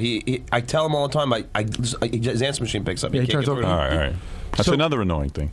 So I get there, and Ralph's already like behind the tape. He's decided that he belongs being in there, which is fine. That's okay. Okay. I had gone in there. So he's sitting in the taped off section. Well, he's walking around it. He's socializing. Scoping it out, yeah. So Stuttering John's girlfriend is sitting there. So I decide that my wife and I are going to sit next to Stuttering John. So I leave a seat empty, and I take my jacket and I put it on the seat. I don't drape it over the seat. I put it like on the seat, like this is where I will be sitting. Right. I walk away for 2 minutes. My jacket is thrown like 8 seats down. My wallet's like hanging out of it because my wallet's inside it. He just like must have taken it and tossed it. Right. So I said, Ralph, what are you doing? I'm going to sit here. And he goes, the seats are for Robin. I said, Robin is... Right, now he's now Robin's representative. Right. I saw Robin was like in the back row where there were actually bigger, nicer seats, and Robin didn't appear to have a problem with seating. It looked like you were going to sit somewhere. But Ralph has now decided he's going to... And it's Howard, it's a completely... And who made him Robin's representative? Nobody ever talked to me about this. It's a completely empty row. Right. So he's going to assert the himself only people now. sitting in the row are my jacket and John's girlfriend. Right. But he decides that where my jacket is where he needs to sit. Right. So I said, what are you doing? So then he starts to give me a hard time. I said, Ralph, just calm down. He goes, what are you going to be like that for, man? I said, hey, who invited you behind the velvet ropes? Get out. Yeah. No, I mean, you shouldn't even be here. Right. So then he starts really getting mad. Now he's like yelling at me. He's like, you're an a-hole, man. And I'm thinking to myself, like, I can't believe like this is going to be the most exciting night for me. Right. And I'm arguing with Ralph over where I can sit. Right. So this goes on, and we had a really big argument. We called each other a lot of names, and I really wanted to hit him for the first time ever. Right. So he walks away, and he tells me that I'm on a power trip, and I'm sitting there, and I'm thinking to myself... This is all going on right in the theater. Yeah, right. And I'm trying to get into Did anybody get it on film? Yeah, right. So I'm thinking to myself, I always hate, like, I don't want to come across as one of those people who's on a power trip, and I always, whenever anybody says that to me... You don't sound like you were on a power trip. I want to, like, I take a step back, and I say to myself, now, was I just wrong? Was I inappropriate? And at that exact moment, while I'm thinking that, Scott Einziger, who was sitting right in front of the whole thing, goes... I just heard the whole thing, and I cannot believe you have to deal with that. Yeah. Wow. Which I want Ralph to hear this because the only misunderstanding is that Ralph came with me and Robin, and he just assumed that we would all sit together. Yeah, but there's an attitude you can have. You can be cooperative and see that someone's code is there. Hey, whose code is this? Gary, I came with John. Do you mind if I sit with you guys? And I said, yeah, I'll move it down a couple seats. Right. But it could have. But throwing the code. Attitude. He threw the code. See, now he says he claims that he has a whole other side to this story, but you know. I couldn't even get him to talk about it that night. I mean, he was just cursing and fuming when I walked back in. I was like, what is going on? He goes, Gary's such a dick, and that's all I could get out of it. Ralph is, we've all decided this, a bunch of us were discussing him the other day. Ralph is on a star trip, but he's not a star. Right. He's on a star trip. He wants first-class treatment. He wants to go to the front of the line wherever he goes. He wants to be treated like a god. Right. He has spent way too much time hanging around with you. Right. He wants treatment that even sometimes you don't even get. Right. Well, all right. I think what happens is when he's with you, all of that stuff is happening, and he doesn't understand why it's not happening. Why does it stop happening? Right. Why does it stop happening? You got to get him on the phone. I just talking about it makes my blood boil. But I was so angry at him. Right. And then like a half an hour later, my wife's going, "You were really good in the movie. I'm so proud of you." And I'm just going, "I hate Ralph. I can't believe he did that to me. Yeah. He ruined my night. He ruined your night. He really did. Yeah. And then Ralph tells me he couldn't even watch the movie because he was freaking out so much. Are you kidding? Yeah. He has to see it again because he was so annoyed by Gary. But I said, Ralph, you get into these things way too much with everybody. Well, that's the one thing. The common denominator is everybody's fighting with Ralph. And Ralph doesn't understand. Like Ralph never stopped to think for one moment that he was a guest at that screening. Right. In Ralph's mind, that screening was for him. Right. He should have said to himself, "Hey, all right, man, if you want to sit there, I'll move." Or he never stops to explain anything. Right. And he shouldn't even be where he is half the time. Oh, here's Ralph. Ralph. Gary, man, you are such a fucking... Whoa. You cannot use the F... Gary, Ralph, you can't use the F word on the air. Get your head together. Yeah, you jerk. What's the matter with you? Jeez. You can't do that. That's your friend. Calm down. And Ralph, of course, I'm the only one who thinks you're a jerk. Of course, I'm the only one who thinks you're a jerk. The line of people who think you're an idiot. Why don't you let Ralph explain his side? Why don't you shut up for 2 minutes? Well, why don't you explain yourself, you moron? I don't have to explain myself to you. Of course you don't, because you're Ralph. You're Ralph the God. Yeah, right. That's it, Gary. Well, Ralph, explain what happened. Jealous, Gary. Ralph, why don't you just jealous get of over what? it already? You're such a little baby. Oh, yeah. Yeah, I'm a baby. Yeah, Gary, Ralph, don't you realize the entire world hates you? You realize you're hated by all. Hello? Did he hang up? Yeah. What's wrong with him? Ralph is a big pussy. Yeah. Oh, my goodness. I told you, these two guys went at it the other night.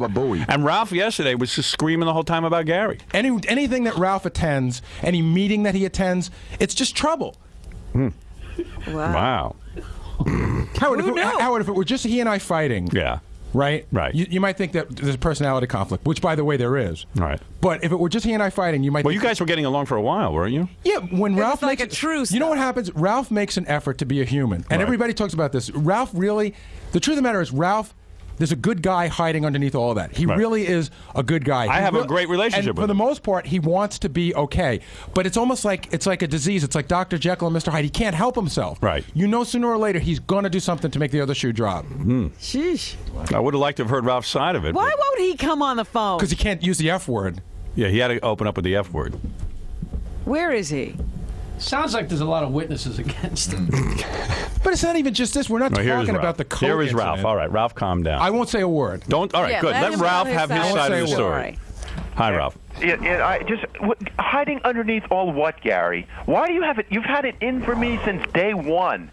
I have tried with you to get along. Can I explain to you why I've had it in? I had made more of an effort with you in my life than I ever have with anybody to get along. Can I explain why I had it in for you? You still don't accept it. Can I explain it? Yeah. Because from day one, you walked in like you owned the station. You wanted to be the producer of the show. You never listened to anybody. When you first started working with us on the E! Show, you would like walk in. You would be in the studio when you weren't supposed to be in there. I'm not talking about on-air stuff. I'm talking about like I have to talk to Howard during the breaks because that's my only chance to tell him what's going on. And you would be in there. You would interrupt. You felt that suddenly you playing with Howard's hair was more important than me producing the show. In other words, Gary has to be respected as the producer. No, Gary, I never made that determination. I mean, I might have an agenda and go forward with it, but that's not being okay. So you weren't able to recognize that you were getting in the way. And then when I told you, you felt like I had a. Does that make me a terrible person? No, it makes you terrible shit for the rest of my life. No, wait. Did you say the S word? Ralph. Problem. Hold on a second. I got to stop you guys. Ralph, did you just say the S word? Yes. Calm down. No, it doesn't make you a terrible person that you have your own agenda. It makes you a terrible person when you have this agenda and then somebody tries to get you to recognize that maybe you got to change things and you become so resistant. Now, Ralph, what happened? What happened the other night at the screening? What happened? I'm getting smoking. Gary, you got me sick because I've been so upset about this the last 2 days. Did you get Ralph sick? Yeah, and I was working on it. What, you got a voodoo doll? Yeah. Are you smoking weed? Yeah. Oh, man. I can't even explain that now because I'm just so pissed off. Well, calm down and try. I walked in. I don't know what Gary's got, what Gary's agenda is and his whole setup over there. I walk in there. Okay, all right. Let me start. I'll start from there. I walk in. I'm just walking around talking to people. Hold on a minute. All right. Just ignore them. He's got to go see who's on call waiting while we're talking to him. Oh, how annoying. Who was that? I don't know. His boyfriend. Just hung up on him. More or less annoying than you. Okay. All right, so you walk in. There's a. See, I'm trying to help you because people find you annoying. I'm trying to help you. Okay. I'm trying to talk here. Do you understand anything of what Gary said that he found annoying? Yes, I do. All right, okay, go ahead. So you weren't aware of his agenda. You walk in. Okay, I walk in. You're looking for seats. I'm waiting for Robin's chatting. I came in with John and Susanna and Robin. We all had dinner. We were hanging out together. So John and Susanna go sit down, and I'm waiting for Robin. Polite thing to do. We came together. I thought we'd sit and watch the movie together. So there's a couple rows that are taped off. And I'm standing there. I'm talking to Don. I'm talking to some other people. Don goes to me, "Go sit down there," and he says, "Go behind the tape and sit in that row." Or there were like 2 rows taped off. I don't know exactly which row it was. Okay. I said, okay. I said, I'm just waiting for Robin. So I'm sitting there and I'm waiting for Robin. She's chatting away, and John and Suzanne are sitting there, and Scott Einziger and all those people sitting over there.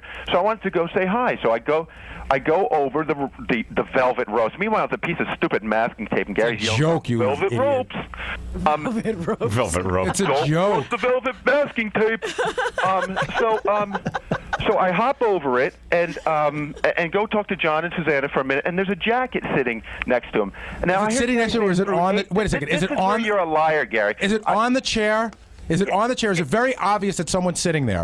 Is it very obvious? And I moved it over. Did you ask any? Seat. No, you moved over three seats. Did you ever? No, I didn't, okay, Gary. Ralph, move it over a quarter of an. Interrupt me? Move it over a quarter of an inch. Shut up. No. You shut up. Did you ever Well, let stop? Ralph explain. No, Wait no. a minute, you Shut up. had your say. Shut Let up means Ralph that you has put those big fucking lips. Oh, wait a second. what? Hey, You're don't use so- the F word. You're so Are you going to use the retarded. F word?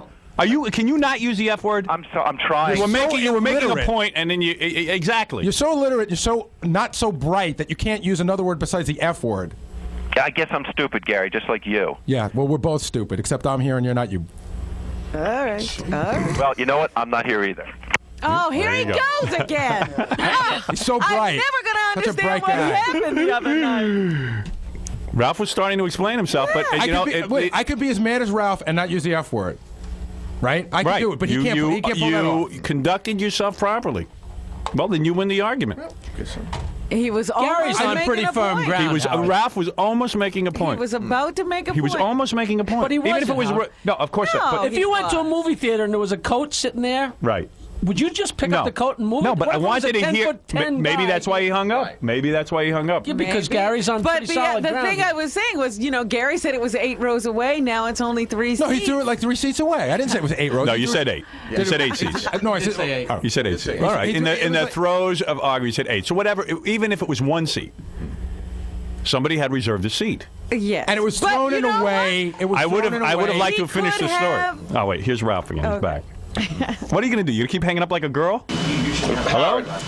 Howard? Hello? Hello? Is he there? I don't know. Howard, he's not there. He's not picking up. Hello, Howard? Hello? Howard? Yeah? He's not picking up. All right, well, I don't care. I want to call him. He's pouting. He's pouting. He's having a hissy fit. Get over it. What the heck is wrong with him? This couldn't be that big a deal. Well, I don't evidently there's something he can't explain. I care less about this argument, about winning this argument, more about how Ralph's going to explain why everyone else has a problem with him. Well, we were getting to that. He hung up. Oh my goodness. Should I be afraid? Will Ralph come here and punch me? No, you could kick his ass. I probably couldn't, but let me tell you something. You don't think you could beat him up? Ralph has admitted It's he's hard to not a tell. fighter. He's a big guy. Yeah, but you're a wrestler. You're a wrestler. You're going to wrestle the guy? Boys punching in the teeth? No, but you're a good fighter. I've seen you fight. I'm sure you could take him. You're not a pussy. I wonder how he fights, but I'd be willing to fight him in some sort of... John kicked his ass. Did he? Yeah. Oh, there he is. Are you going to calm down now? Yes. He's back. You think you could beat Gary in a fight? At that movie screen, I could have. No, because I was just as angry. No, I think I would have punched you right in the head, and you would I have think I gone would right have punched down. you right back. Oh, Well, you know what? You are really fat, so you probably would have absorbed most of the punch. that's right. All right, anyway, so go ahead. So you see this coat. And you move it over. I move it over 1 seat. Hey, by the way, anybody want to bet Ralph hangs up again before this conversation's over? I say he will. $10 says he is. I say yes too. So Can I get some of that action? I'll bet 50 I hang up in about 2 minutes. I know you're going to hang up. I don't bet any. Yeah, because we'll get through this, and then when you explain why everyone else hates you, you'll hang up. That's going to be the tough question. Right, that's going to be the tough So one. let's go on with this story. You moved Go it ahead. over the 1 seat, 3 seats, whatever. There's a coat. There's a coat, and there's an empty seat next to Susanna, and then there's a coat. Go ahead. Let me think about that. There's an empty seat next to Susanna, and then there's a coat. on the seat next to her. So I move the coat over 1 seat. 1 seat. 3, but okay. But 3. 1 seat. 3. There. And then so I sit down kind of like on the armrest, and I'm talking to Robin, Redzinski, and Scott, and all the people who are sitting in the row. I'm just saying hi to everybody and chatting. Gary comes running over. And then starts yelling. I don't even remember. I said, Ralph, why'd you move my coat? And then he immediately comes back with something that, like, how dare I ask him what he's doing? No, hey, man, I'm just moving it, man. You gave me the attitude like, how dare I sit down there? Who asked you to sit behind the velvet rope? No, I asked you why you moved my coat. And why did you? Why would you or if you would have asked Susanna, she would have said, oh, Gary's sitting here. But you never bothered to ask because you're so selfish. You just don't care. Where you need to sit is where you need to sit. No. I just moved the coat. Did you ask? I just moved the coat over. Didn't you wonder who it belonged to? Gary, when you came over, was I sitting? Ralph, did you wonder who it belonged to? When you moved it, when you came over, was I sitting in a seat, or did I just have my ass on an armrest? Did you ass on an armrest and you moved it over like you and Robin were going to sit there, and you even said as much? Like me and Robin were gonna did you ever ask who the coat belonged to? Did you ever think that somebody was already sitting there? Did it ever dawn on you? You're so selfish. That's not being selfish. I just moved the coat over one seat. What's the big deal? Because that's what you needed to do. That's what Gary, it's no big deal to you because you'll end up where you want to be. It's a big deal to me because that's where I wanted to be. You don't understand. You don't understand anything. You have no manners. Who are you siding with on this, Jackie? It sounds. I'm not trying to take sides. It just sounds like Ralph's wrong here. Because Gary had put his coat down to sit there, and so he. And also, it's claimed kind of. that It's like you shouldn't. And he wanted assume to that sit with Susanna and John. And, and when you see some tape, maybe you shouldn't just cross over. Wait, Howard, all you got to do is say. It's got nothing really to do with the section that's. So, wait a minute. So if Ralph had, let me ask you something, Ralph. So when Gary comes up to you and starts screaming about his coat and stuff, he immediately puts me on the defensive. would you ever say? I'm sorry. Would you ever say? Would you ever say to him, "Hey, I wasn't thinking. I didn't know you were sitting here. Would it be all right if he would treat me with an ounce of friggin' respect and just say to me, "Hey, I was going to sit there." I did say I was going to sit there, and he came back with some wise-ass response. I was saving these. If you could be. What happened? You said to him, I said, "Hey, I was sitting there," and he came back with like some wise-ass response. I didn't see you sitting there. I see a coat there. Yeah, duh. Don't you wonder who it belongs to? Let me tell you something. If that were Howard's coat, you'd be groveling like a pussy right now. Because it's my coat, you don't care. Ralph, people show up in a movie, you put your coat down, you Gary, stand up to talk or go to the bathroom. That's normal. Gary, you always have to make that comparison. And that's right, because you have no respect for anyone but Howard. That is not true. Well, then why don't we ask everybody else that thinks that? Publicist for the movie, Howard's limo driver, everybody that works on E. Let's get online. Ronnie did say he has no problem with Ralph anymore. Yo, well, Since when? I don't know, recently. Your publisher just called. Yesterday. Yeah. Your publisher just called through a message for Gary, and I said, "Are you listening to this?" And he goes, "Ooh, I'm loving every minute of it." Really? I said, "Do you want to come on the air?" He goes, "No, that would not be appropriate. I'm a private guy." That would not be. That would be inappropriate. This is between Gary and Ralph. Yeah, that would be real inappropriate because we'd have a real big problem then. He goes. He said that he is the sand in his Vaseline. Yeah, what's he doing with the Vaseline? I wonder. Oh, please. No, but Ralph. I mean, let's go back. Let's go back seriously. Take it back a step. Let's go back to when we met you at Channel 9, right? Go ahead. You and Dan couldn't get along well. Gary, let's not. Let's discuss this incident. But what is Gary's point? Are you saying that Dan and Ralph didn't get along? Let's go back to the incident. The incident is from day one, Ralph hasn't gotten along with anybody. Gary. Who are you claiming that Ralph doesn't get along with? Sooner or later, he's had a run-in with everybody. Gary. Maybe people like Dan, I'm sure likes him now, but sooner or later he's had a run-in with everyone. Good. Stop it. Oh, curse. I'm still standing here. Go ahead, Ralph. Hang up. The point is, let's get back to this other thing. Okay, so Ralph, are you accusing? Let him say something. Are you accusing Ralph of being a listener gone wild? No, we've said that in private. Ralph, go ahead, make your point. No, but Ralph, here's a simple question. I want to ask you a simple question because he asked me one. The question is, did it ever dawn on you to ask who the coat belonged to, out of courtesy? Ralph, the silence is deafening. I didn't really think about it. And you don't think that was wrong? No. Let me ask a question. I just moved it over, Gary. I think that shows a lack of manners, Howard. No matter who's doing it, and no matter whose coat it is. No, actually, here's where I think this is where you guys go wrong, and I'm gonna. This is where you guys go wrong. Listen to me, Ralph. Listen to me. No. Wait. Listen to me for a minute. Wait, let me ask one question. Let Ralph say something, and you'll go. If you had just Gary. If you just walked over, like you came screaming over at me with an attitude right away, and you just totally disregarded what we just spoke about. What do you think? I'm going to not get defensive? And you just totally disregarded what we spoke about. There would be no need to run over and no need for any defensiveness if you behaved with manners. Gary, you don't have them. If it was anyone else, you would have said, "Hey, I was sitting there," or "That's where I wanted to sit. Can you sit over a seat?" But you were like, "You piece of crap, get out of here. You don't belong." Yeah, that's what I said. That's what I said. What did you say to him? I didn't say anything like that. I said, "Why did you move my coat?" He immediately came back with some wise-ass response, and then I attacked him after that. Get out. You said, "You're not part of the show. You don't belong." I didn't say you're not part of the show. I said, "You don't belong in these two rows," because you were giving me a hard time, and I decided that I didn't need to argue with you on an important night in my life. I didn't realize you were producing the seating. If somebody had told me that, I would have checked. What with he's you. saying is that I would have checked with you, Gary, to see where I could sit. What he's saying I don't care where you sit. I'm just saying have some manners about it. And you're so stupid. You picked the worst rows. The best seats were in the back where me and Robin ended up sitting anyway. Yeah, that's right. Because the whole theater is 20 feet long, Ralph. I had awful so seats. what's the big deal? Why do you have to? Why do you have to separate people? Why do you have to make that distinction? It's not about separation. You're missing the point. Ralph. You're missing the point. It's not about separation. It's about where I was sitting. Ralph, that's where you go wrong. Ralph, that's where you go wrong. Push it on me because that's how you are. Ralph, you're off base. I'm not. It was his screening. He invited who he wanted to. I didn't know that. But forget that he doesn't why know can't he that. make that distinction? Forget that Ralph doesn't know that. Why do you analyze that? Gary didn't call and invite me. How do I know this? The point is that if there's a sectioned off area, you ask first, am I supposed to be in the sectioned off area? Well, he claims that he was told me to go sit there. And you don't have a problem with that. Right. You're saying there were 2 empty rows. Why do you have to move my seat? Howard, there was a whole row. If Ralph had sat down in that row, I would have never blinked an eyelash. Gary, never. seat, I you know moved what it this over. is? What? This is a bunch of misunderstandings, and neither one of them knows how to communicate. And I'll tell you why. No, wait a second. I'll tell you why. I'll tell you what it is. Wrong. It's a culmination. And Scott Einzinger's a jerk off because that's not. It's a way to conduct yourself. Something else to me. Ralph, anybody that doesn't agree with you is a jerk off. That's right. When have you You're ever, the biggest jerk Ralph, off. of all the confrontations you've ever had, when have you ever once admitted that you might have been wrong? Never.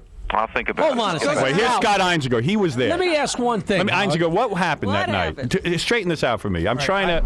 I know Ralph has First of all, personality Ralph- conflicts. I'm trying to help him with it. Ralph, don't call me a jerk off, man. Well, why do you tell Gary one thing and then me something else? Actually, that's not what I said to Gary. First of all, that was Scott Einzinger, the producer of the E! Show, who happened to be an eyewitness to this. First of all, it was an incredibly uncomfortable moment. Go ahead. Basically, what Gary described is correct. I guess Ralph moved a jacket. Ralph, you were sitting on the arm of the chair, and Gary questioned why Ralph was there. How did he question? What did he say? It was basically like. Did he walk over in a Did huff? he have an attitude? Was he gruff? I will admit I walked over angry. There's no doubt Gary about was it. angry, but I think that's based upon their history that they don't like each other. Right. And that's what's causing the problem. And that's what I said to Gary, and I told you, Ralph, that you guys have so much baggage between each other. This was just that it became one more incident. This is just more fuel. Yeah. So Gary was in a position of power right there because Gary did set this whole thing up, and it was really intense. Ralph wasn't really sure what to do. But in that case, I think Ralph decided it was better to retreat, but was super angry to the point where I thought these guys were going to go at it for a moment. Over a stupid chair. Yeah. But you know what? It's not over a stupid chair. In a 20-seat and it's not over, theater. and Come on, guys. Robert, but you can obviously see that that's not what it's about. It's not about a chair. Yes, but that's what you were talking about. No, it's about a lack of. It's about a lack of respect. Scott's right. Excuse me. Wait a minute. No. What they were talking about was a chair. They made it about their entire relationship. Yes. I still hold, Howard. I still hold fast Gary to the did very. that, I still hold fast to the very simple fact premise that you had a coat on a chair that and you you moved. ask somebody. You just ask somebody. It's a courtesy. It's a courtesy. If Ralph went to a if movie you find somewhere, that he wouldn't Ralph do that. is discourteous, and he's discourteous all the time. It really has nothing to do with you. Right. He just does a discourteous person. Yeah, but Are you saying that I enough. should just know Ralph is discourteous and learn to live with it? No, I'm not saying learn to live. I say, Ralph, that was my seat. Don't move my coat. End of story. Well, that's the way it started. But then Ralph immediately came back with attitude. back to him. No, he yells at Ralph. Ralph yells, feels defensive, and starts yelling back. But That's evidently, what happened. but Ralph has had similar problems, right, Ralph? Thank you, Robin. Have you had similar problems? But Einzinger, did you have problems with Ralph? You and Ralph get along? Are you now going to give me a lesson in manners? You're somebody. No, it's too late. Your mother missed the boat on that 20 years ago. I can't help you. That's what I'm saying. I can't help. Try to I can't teach you to be mannered now. You are a person that I had to have a talk with about a year ago because I was doing all these things for the show, and you would never once said thank you to me. Never once. What I was things helping for the you show? out with things. And you never once said thank you. Ralph, let me ask you a question. How many things have I helped you with? How many things have I helped you with? Let's talk about the guy. Hold on. Let's talk about the guy who I got front row tickets to see Kiss to. You know, Howard said it was okay to do it. Get you front row tickets to Kiss to. No, I got those for you, buddy. I went. Howard said, if you need to get Ralph tickets, get them. I'm the one who called in a huge favor. I'm the one who got you in the front row. Okay. And you walk in the door, and I said, how was the concert? And your response to me was, it's really a concert that needs to be seen from farther back to get the full effect. Did that not happen, Ralph? Gary, I don't. That's what happened. See, Gary, I don't even know you perceived it like that because I said thank you and I said I didn't say. Thank you appeared to be an afterthought, and I always thank you, Ralph. Anything you ask for, I try to get you. Here's another problem with Ralph. Yeah. When Ralph wanted those Kiss tickets, this is a typical Ralph move. Listen, he wanted tickets to go see Stone Temple Pilots or some concert. Go ahead. Yeah, help me understand. I told him to go see Peggy. He went to see Peggy, and he felt it got blown off. Okay. But everybody comes to me for tickets, and I can't get people tickets for every show every time. Right. This ain't your job. But Ralph comes to me, and it's just this funny attitude that he has. He says, listen, Kiss is my favorite band. I really want to see them. I want tickets, and I don't want crummy seats. If I can't have good seats, I don't want to go. I didn't say you certainly did. You interpret, and you do that with everybody. So why did you bother getting him seats then? You put a spin on it. Because I still, deep down inside, I think there's a nice guy hiding in there, and I wanted to help him. I knew that he loved Kiss. Right. I knew that meant a lot to him. Right. You and I thought I could pull it off. And I said thank you. And Gary, you got me like that really cool. You see what he's saying? I mean, Ralph, you see what he's saying though? What? Attitude. Why you ask for stuff?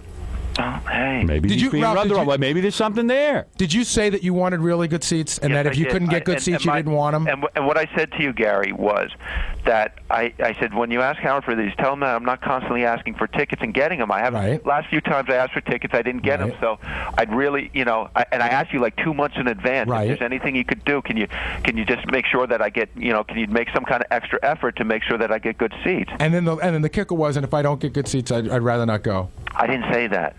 Oh, yes, you did. Yes, you did. Maybe you said if I don't get good seats, it's not worth it to me. You know what? Well, you guys have a. I probably did say that, Gary, because if I don't have good seats, what am I going to do? Get binoculars and watch the show? What's the star treatment? What? He wants the star treatment. No, Gary. I just said if he can get me good seats, get him. If not, don't worry about it. You know what I mean? What were all the great things that I have an attitude and want the Stern treatment? What were all the great things that you did for me that I didn't thank you for? I think I thank you every time you do something to help me.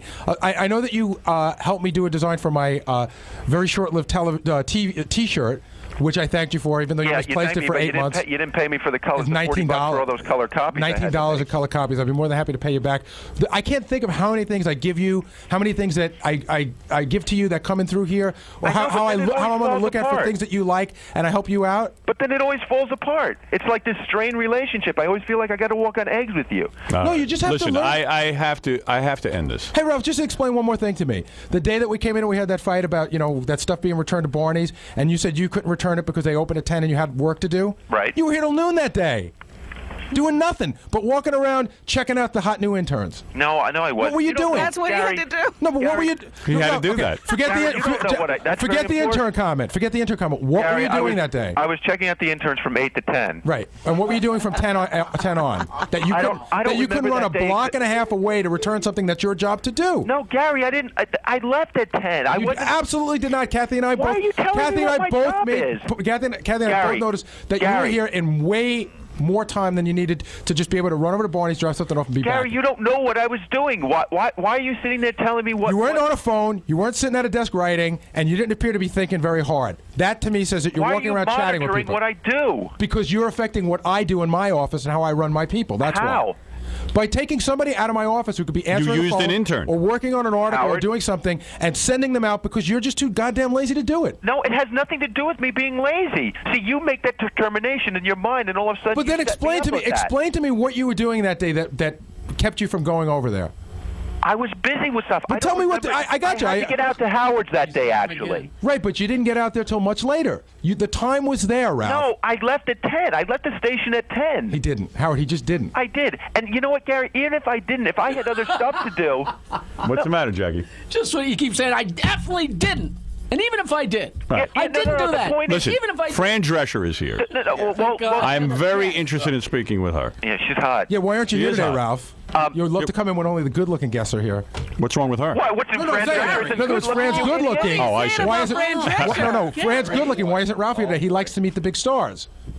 Because I didn't want to see you. For a year and a half, Ralph had to put makeup on us every day, and it was like his whole reason for living. Right. He was like Picasso with the makeup. Right. He hasn't been here in a year. Right. Like it doesn't matter. Now listen to me, stupid. I told you to listen to me. There's a psychologist on the phone. I'd love to hear what he has to say, but I've got Fran here. Wait a second. Yeah. Wait, I want to explain this situation the other day. If I went to Kathy and I asked Kathy, I said, I have something that needs to be returned to Barney's. Is there anybody who can do it? And she said, sure, no problem. I'd love to get some of these people out of here or something like that. It was no problem. You want to hear from a psychologist? It was no problem for Let Kathy. him talk about this It's relationship. a problem to me. Is this Derek? Yeah, but Gary, I don't know that. Yeah. Let's hear what this guy has to say. Maybe there'll be some resolve. And anytime I don't... Ralph, Shut up. We got to get to Fran. Lazy. I got to get to Fran Drescher. So, Gary, let me ask you a question. If you need something run down the hall or typed up, do you do it yourself or do you ask somebody else to do it? Ralph, this is my office, not your office. Okay, Ralph, be quiet. Ralph, you're digging a ditch. You're digging a ditch for yourself. It's Gary's office. He uses these interns. It's like me going to your house and saying, I need my house cleaned. Get your maid own over. staff, Ralph, if that's what you want Get to do. your own staff. Get an I intern. didn't tell an intern to do it. What does the psychiatrist have to say? Psychologist. May I speak? Even if I did. Go ahead, Derek. Howard, I used to do exit counseling for cults. Yes. Go ahead. And this is a classic example of a minor sociopath who is do anything for your love, affection, and recognition. Okay, which one are you talking about? I'm talking about Ralph. Oh, okay. Gary, you're a normal, decent human being. You are never going to make any headway with Ralph. Oh, you are an idiot.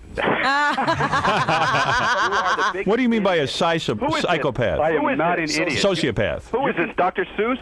No, you can liken this whole thing to Howard as a guru and all the interns, all Ralph, John, Gary, Fred, Jackie, not Robin. Robin's special. But all of these people are the inner circle of this cult, and it's the Howard Stern cult.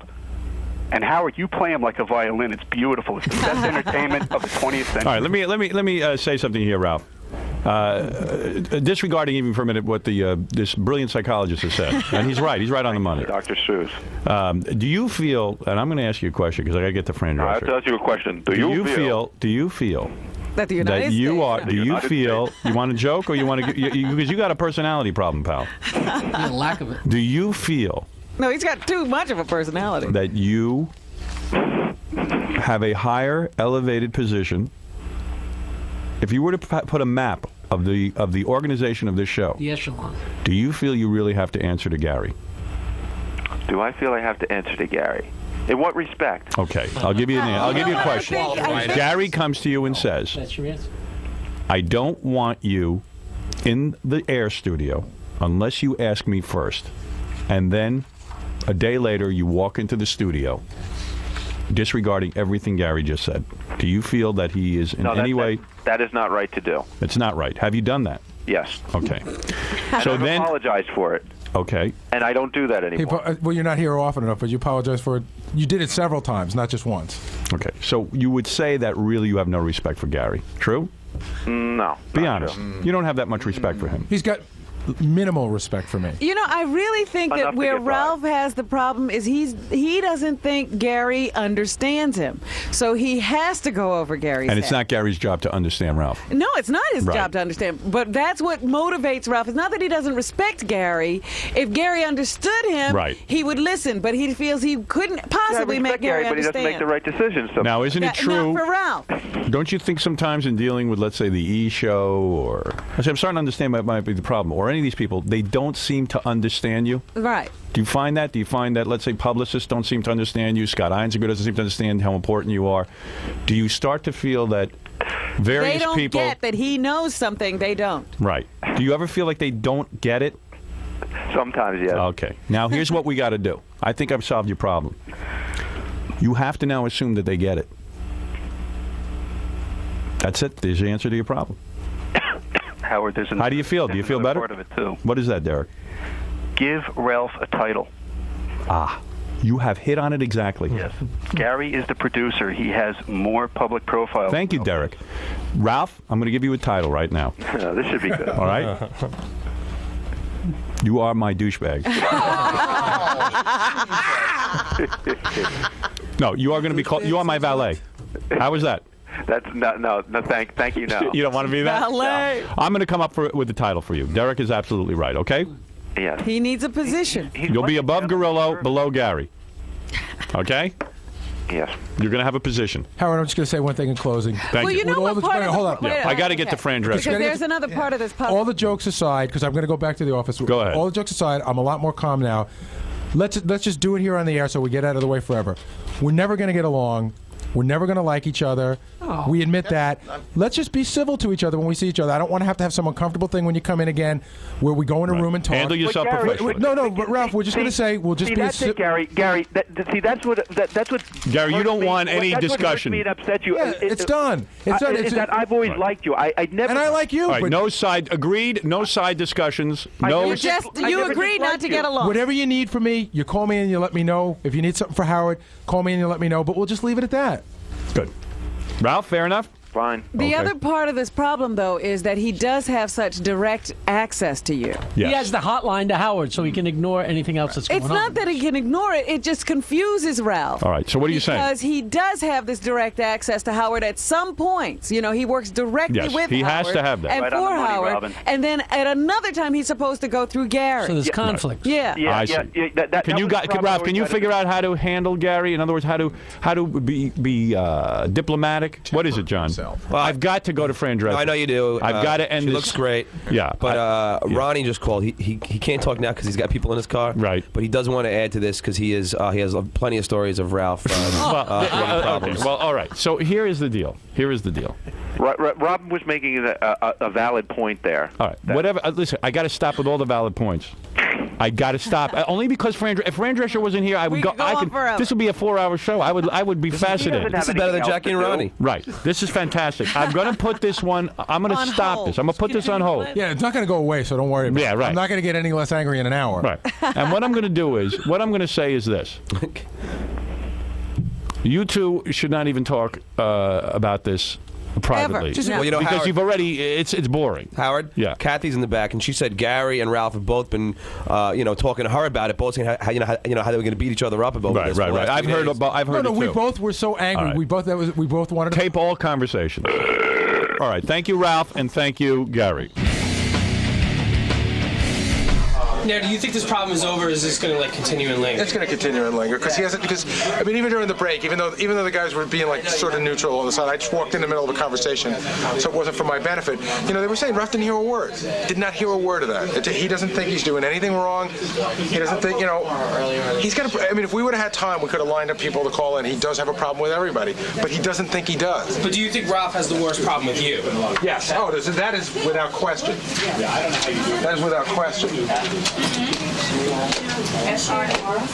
Because I think he thinks he could do the show, with his eyes closed. So I don't know what he thinks, but he doesn't think much of me. He can antagonize you so horribly that you just want to strangle him. There's really no other way. I knew he was so mad at me that he wanted to hit me. I know he gets that mad, but I don't think. I've been mad at him. Oh, what an asshole. But that night, I really when I got in the car with Mary, I thought to myself, I could have, we could have rolled around beating each other up, and it wouldn't have been out of the question. I totally expected it. I mean, I walked in and I saw you freaking out over it. I was like, Gary looks like he could definitely swing, and Ralph was being smart at least and walking away, because I know that Gary would definitely have pummeled him if it had gone any further. And I was waiting. I was sitting there. Part of the story. Ralph didn't walk away. What happened was after we were fighting, I go, get out. You don't belong here. Get out. Who invited you here? And he goes, I go, go, get out of my face. So he walked away. So I mean, he could have turned around and punched me in the face. Normally he would have come back at you and went back at you, but he didn't. So why is Ralph pushing you to that point? You know what I mean? Because he has to have attention constantly. That's why. He needs attention. How much proof do you need that he's out of control when he's talking on Howard's radio show and curses 5 times? How much respect does he have for anything? But he does give great oral sex, right. Ralph. Channel 9, behind the building. Hey, don't stick. I actually saw Jackie for about 10 minutes during the vacation. How'd that happen? Jackie brought me a gift for the holidays. He brought it to your house? Wait till I tell you this. Wait till I tell you this story. Jackie shows up with a living gift. No. Wait till I tell you about this. What in the world did he bring? I'll tell you. Let me. You can't send in all. No, here's what happened. Here's what happened. All right. Well, excuse me. So Jackie decides that. He comes over, he goes, hey, I'm stopping by with Nancy, I want to say hello, wish you a happy holiday. It's wow, maybe Jackie really does like his job. No.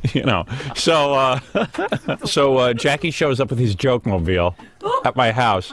Full entourage. With Nancy, of course, who's looking very pretty. Yeah? Yeah. Well, she does, you know, she gets very dutied up during the holidays. Yeah, I think she does it just for me. It's her favorite time of year, though. You know, she even writes songs about it. She looks real good. Yeah. She did want to look good. She looked good. She really did. Well, she was maybe very she wants sexy. sex from you. When Your she wife looks doesn't. good, you give her good press. So. Yeah, she looked dynamite. She duded up. I got to admit, she looks good. Your wife looked really good to me. So he had sex with her during Your wife vacation. looked good to me, too. Did my wife look good to you? No, she absolutely did. Because I heard you we said were there a half hour before you knew we were there. You were so sequestered down. I didn't even know Jackie was in the house. We were hanging out. We watched the movie, and then she said, "I better get him." Oh, really? I didn't. Oh, But we so went- anyway, so You wouldn't know. so anyway, Jackie shows up at my house, and he's got this big sack with him, and it's moving. He's like Christmas. Yeah, Father and Christmas. So Jackie decided to buy us lobsters. Oh. You know, which meant, you know, all of a sudden now we have these living lobsters in our house, and we got to cook them. That you got to execute. Yeah, that we have to cook. But I mean, like all of a sudden, it's like a gift. It's one of Jackie's passive-aggressive gifts, where, you know, I'll fix him. I'll give you a gift, but now you got to sit around and cook this stuff and do a lot of work. You know, it'd be cool if he flew in some lobster How does he tails. even know you know how to cook lobster? We don't. Now they have pets. Thank God the housekeeper knew how to do it. Pets with claws. Yeah. Well, she ended up doing it. Otherwise, I would have been furious. I don't even want to touch the damn How many thing. did he bring? 5. Wow. 5 small lobsters. 5 small? Yeah. Because I ate 2 of them and I was still hungry. That was, wow. They were delicious, They're though. the perfect size. Pound and a quarter is the exact right. I couldn't stand that I actually enjoyed Jackie's gift. I knew that would kill you. And then he brought me a... Let me guess. What? A pepper mill? Yes. With a little light on Yes, it. yeah. Right, an couple electric- scissors to cut the lobsters. Yeah, you'll never guess what his other gift was. A nightlight. toothbrush? No, what? No. He brought a Baba Booey head. What? A yes man. Yeah, he, you know, Jackie has decided that Gary is my yes man.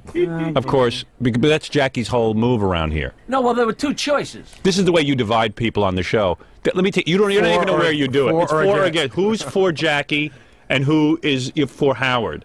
And he has decided that he'll embarrass Gary so much by calling him a yes man that eventually Gary will be come embarrassed over. to tell me anything. Well, But he'll come over to Hmm. Jackie's side. Because Jackie has this weird move. Let me explain to you the dynamic of the show because I don't even know if you're aware of this You one. better take a break. Huh?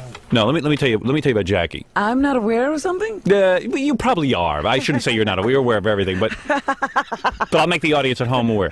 Jackie's the guy on the show that sort of divides everyone and sees me as the enemy. I was describing this to somebody Yeah. over the vacation, and I said, Jackie's the guy on the line who hates the foreman. Right. So how does Jackie do it? But Jackie would, like, if you said to Jackie in privacy, you know, do you really try to divide the show? You go, no, I don't. I know what you're talking about. Everybody. So here's the move, okay? Can we go back to the lobsters? Jackie will be out in the hall, okay, and he'll be talking to someone like Stuttering John. Yeah. All right? And Gary will walk by. I'll give you the move, okay?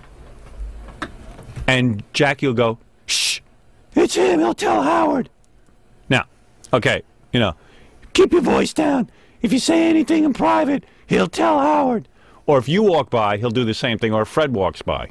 I have heard him say, I can't believe you told her that. Right.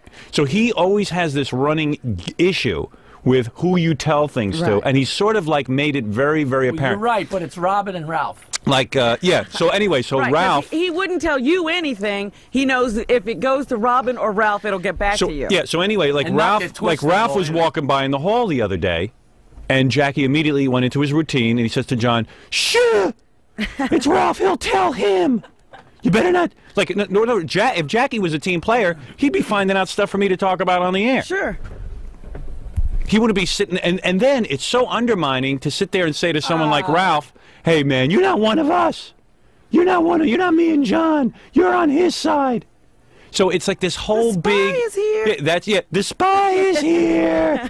So that's the way Jackie, you know. But you know what? I don't even care. I'm at the point in my life I don't even enjoy care. it. I do too. It's just, you know what, Jackie? I don't even care anymore. Don't think I'm angry with you. It's just keep up the energy. it's just like a weird sort of us versus them mentality. And I never, you know, I always got into radio thinking it was me versus, you know, me and my show versus everyone. rest of the world. Yeah, but it's like within the show we have a whole divisive thing going. Intrigue. So how does that relate to what Jackie got you for Ralph, Christmas? am I wrong on this? No, you're. No, of course you're right. No, you're right. Yeah, you see Come it. on, Jackie. Yeah, of course you're right. You're on his side. Far be it from you to divide anyone. I mean, he really embarrassed me because this was like there were some publicity people in the hall. I don't remember exactly who it was, but it was a couple people. Yeah, and then showing that the show is not tight. And I walked by and Jackie's like, he clams up and he goes, "Oh, I can't tell you now because Ralph's here. He'll run and tell Howard." And I stood there for a minute. I thought he was just joking around, and he just clammed up and he gave me this look like, "Get the out of here." Right. So you know what's weird about that, though? Am I doing that now, Ralph?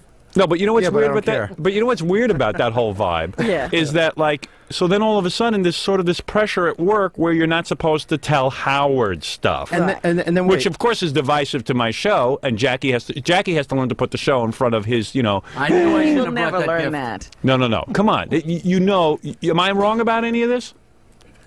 Yes. How am I wrong? Because every personal thing that happens to anyone in this show gets so totally twisted that it doesn't need to go through Ralph to go to you. It just doesn't need to. No. You don't hear what I'm saying. Again, you don't hear. You're a very smart guy. You know what I'm talking about. I know exactly. Going through the halls and doing the us versus them routine. You don't think that's divisive? No, not at all. Not what I'm talking about. You don't think it's subversive? If you're talking about something totally personal to you about yourself. Yeah, and you don't have to make a whole scene with shh, hey, here comes Ralph. He's on their side. Please, but that happened once. So, like, the big secret around here is that Stuttering John broke up with his girlfriend, and I'm not supposed to know about it. Oh, I didn't know that either. But I've known about this for, like, months. I mean, I knew this was going on. But, you know, I could care. You know, Stuttering John walks around here like I give a crap about his life. Like, who gives a rat's ass if him and his girlfriend are together? That's a weird thing, too. That's a guy who wants to be famous real bad. It's like, hey, everyone around here is so concerned about me that I got to keep it a secret. Every problem that is his is the most important problem. Yeah, like who cares? I mean, I've known about that and it would never even occur to me to talk about it. But that's what always kills me. It's the things they think they should keep from us. That are yeah, totally ridiculous. Nothing we would want to talk about. I'll accept subversive, but not about hiding the fact that John broke up with his No, I don't mean that, but that's another thing John's been running around here. Like, you know, got to keep it from Howard. Got to keep it from Howard. I don't and it's want like, Howard to do it, but he's you want to keep telling stuff from Howard, then leave. But then why work with me? Don't tell anybody. You want to keep it to yourself, keep it to yourself. Yeah, why do you have to go around like choosing sides? Hey, I'm going to tell you something now, but this is, only you can know. Ralph can't know. And Gary can know. Well, maybe Gary can know certain things, but he's not privy to all this. Unless, of course, he takes the oath to be on Jackie's side. John told me something in confidence, and Jackie was there. And after I left, oh, I can't believe you told Ralph that. Yeah, He's right. gonna run back and tell Howard. Yeah. So now it's like, hey, don't even talk to Howard if you want to be considered one of us. Yeah, like they said, us versus them mentality. Right. And I know there are conversations that go on all the time that I'm not supposed to be a part of. Yeah, right. So I just walk by. That's all. Remember that time we were in the front office where we not usually are, and Jackie comes by in the morning and goes, "Welcome back, Jackie. Oh, you're on our side of the building today." Yeah. Yes, that's another move Jackie lays on me. Oh, you coming back to hang with the rest of us, boss? I didn't mean to be friendly. No, it's not. It's passively aggressive behavior. It's not friendly behavior. It's like I walk into the room. Oh, you're dwelling with the bums, huh? Who's here? Oh, you stay. Hey, it's good for you once in a while to hang out with the peasants. Yeah. Okay. Sure. You're some peasant driving around in a fancy car. Oh, come on, have a good time with us. Yeah, come on. Who's next? No. I'm not done with you yet. This is just the beginning. All right. I'm not ready to get off you yet. He always tries to recruit me, though. I must admit, he's still recruiting. Oh, I'm not speaking to you, and you know it. Well, I think he's tried for too long. He knows already where you're at. No, every once in a while, come on to the Friars Club and have lunch with us. Come on. Yeah, and then I'll tell you some stuff. And if you don't tell Howard, I'll tell you more stuff. Trying to make Robin a double agent. Yeah, right. Turn her against me. Hey! What a dick I am to try and buy you lunch. Huh? Why don't you hang around with me? Let's complain about Howard together. That bastard. What do I always say, Jackie? No, I'm never having lunch with you. If I could get you to complain about Howard, I'm going to drug you. That's why he's into potty, because if he gets you stoned enough, maybe he'll convert you. Or you'll spill something that then he can hold over your head. He'll have leverage. Now I got you. You know what?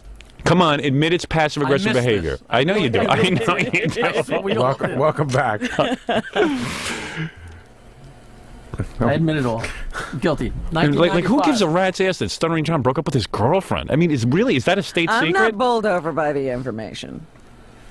But what is so bad if I knew that? Why would I care? He would I guess he would think that you would talk about it on the air, but if you did, I don't know why he would care. That dick for brains better start thinking about me a lot differently. Because I'm starting to get fed up with him. Well, did you know he was on TV while we were gone? Yeah. It's not me. I know all about you. I know all about you. The party's party's going to end soon, pal. She doesn't want to know. Party's going to end soon. That's all I got to say. Think about it. She doesn't want to know. Go out in the hall and discuss it with Jackie now. No, yeah, go tell somebody else. Don't tell me. I'll tell Jackie. No, Howard. It's a hard choice. So they just keep things low. I mean, I could care less. All right, but I don't know. Hard choice. You don't have to tell me anything, Plus, pal. Howard. Notice I broke up with her so many times that I just figured, it's gonna be another 3-day thing. Oh, and now you're really broken up? Yeah, it's been a month, but usually it's like a week. I get back. Me and Dan were talking about it. I don't know, a couple of months ago, and whatever it was, whenever you broke up, I knew about it the next day, and I never thought. So you didn't come on and announce it? No, I could care. Who cares if Stuttering John has a girlfriend or not? Why would my audience care? I don't care. I'm not saying if you care. What? It's just hard personal things. I don't care. I don't care about her, and I don't care about you. Good. Well, that's not too good, but all right. What? With your love life. I wish I had a love life. One of my friends, his girlfriend heard about it. Yeah. Can you imagine? My friend's girlfriend heard about it, and she was just going, John, wait a minute. John broke up with her? What is he, out of his mind? I know. Well, that's what I say. She should have been ashamed that anybody knew she was with John. I know. Dan was like, I don't get it. He broke up with her? That's not right. Once I kick John off the show, though, don't worry. He'll go back to dating scabs. Right, because she won't even want him then. Yeah. You don't even understand. Yeah. Just that one line that you just said. Once I kick John off the show, John, that's like, now the rest of the week he'll get no sleep. So what? Good. Who needs him to get sleep? He's having too much fun. He stutters more when he doesn't have sleep. Yeah, he's funnier. He's better on the show. He's better. I was just looking at his face. He's like, his hands go in his pocket. He curls up, and it really bums him out. Yeah. Hey, keep going with Jackie. Don't talk about it, because Howard will find out. Hold it. Here comes Ralph. Shh, shh, shh.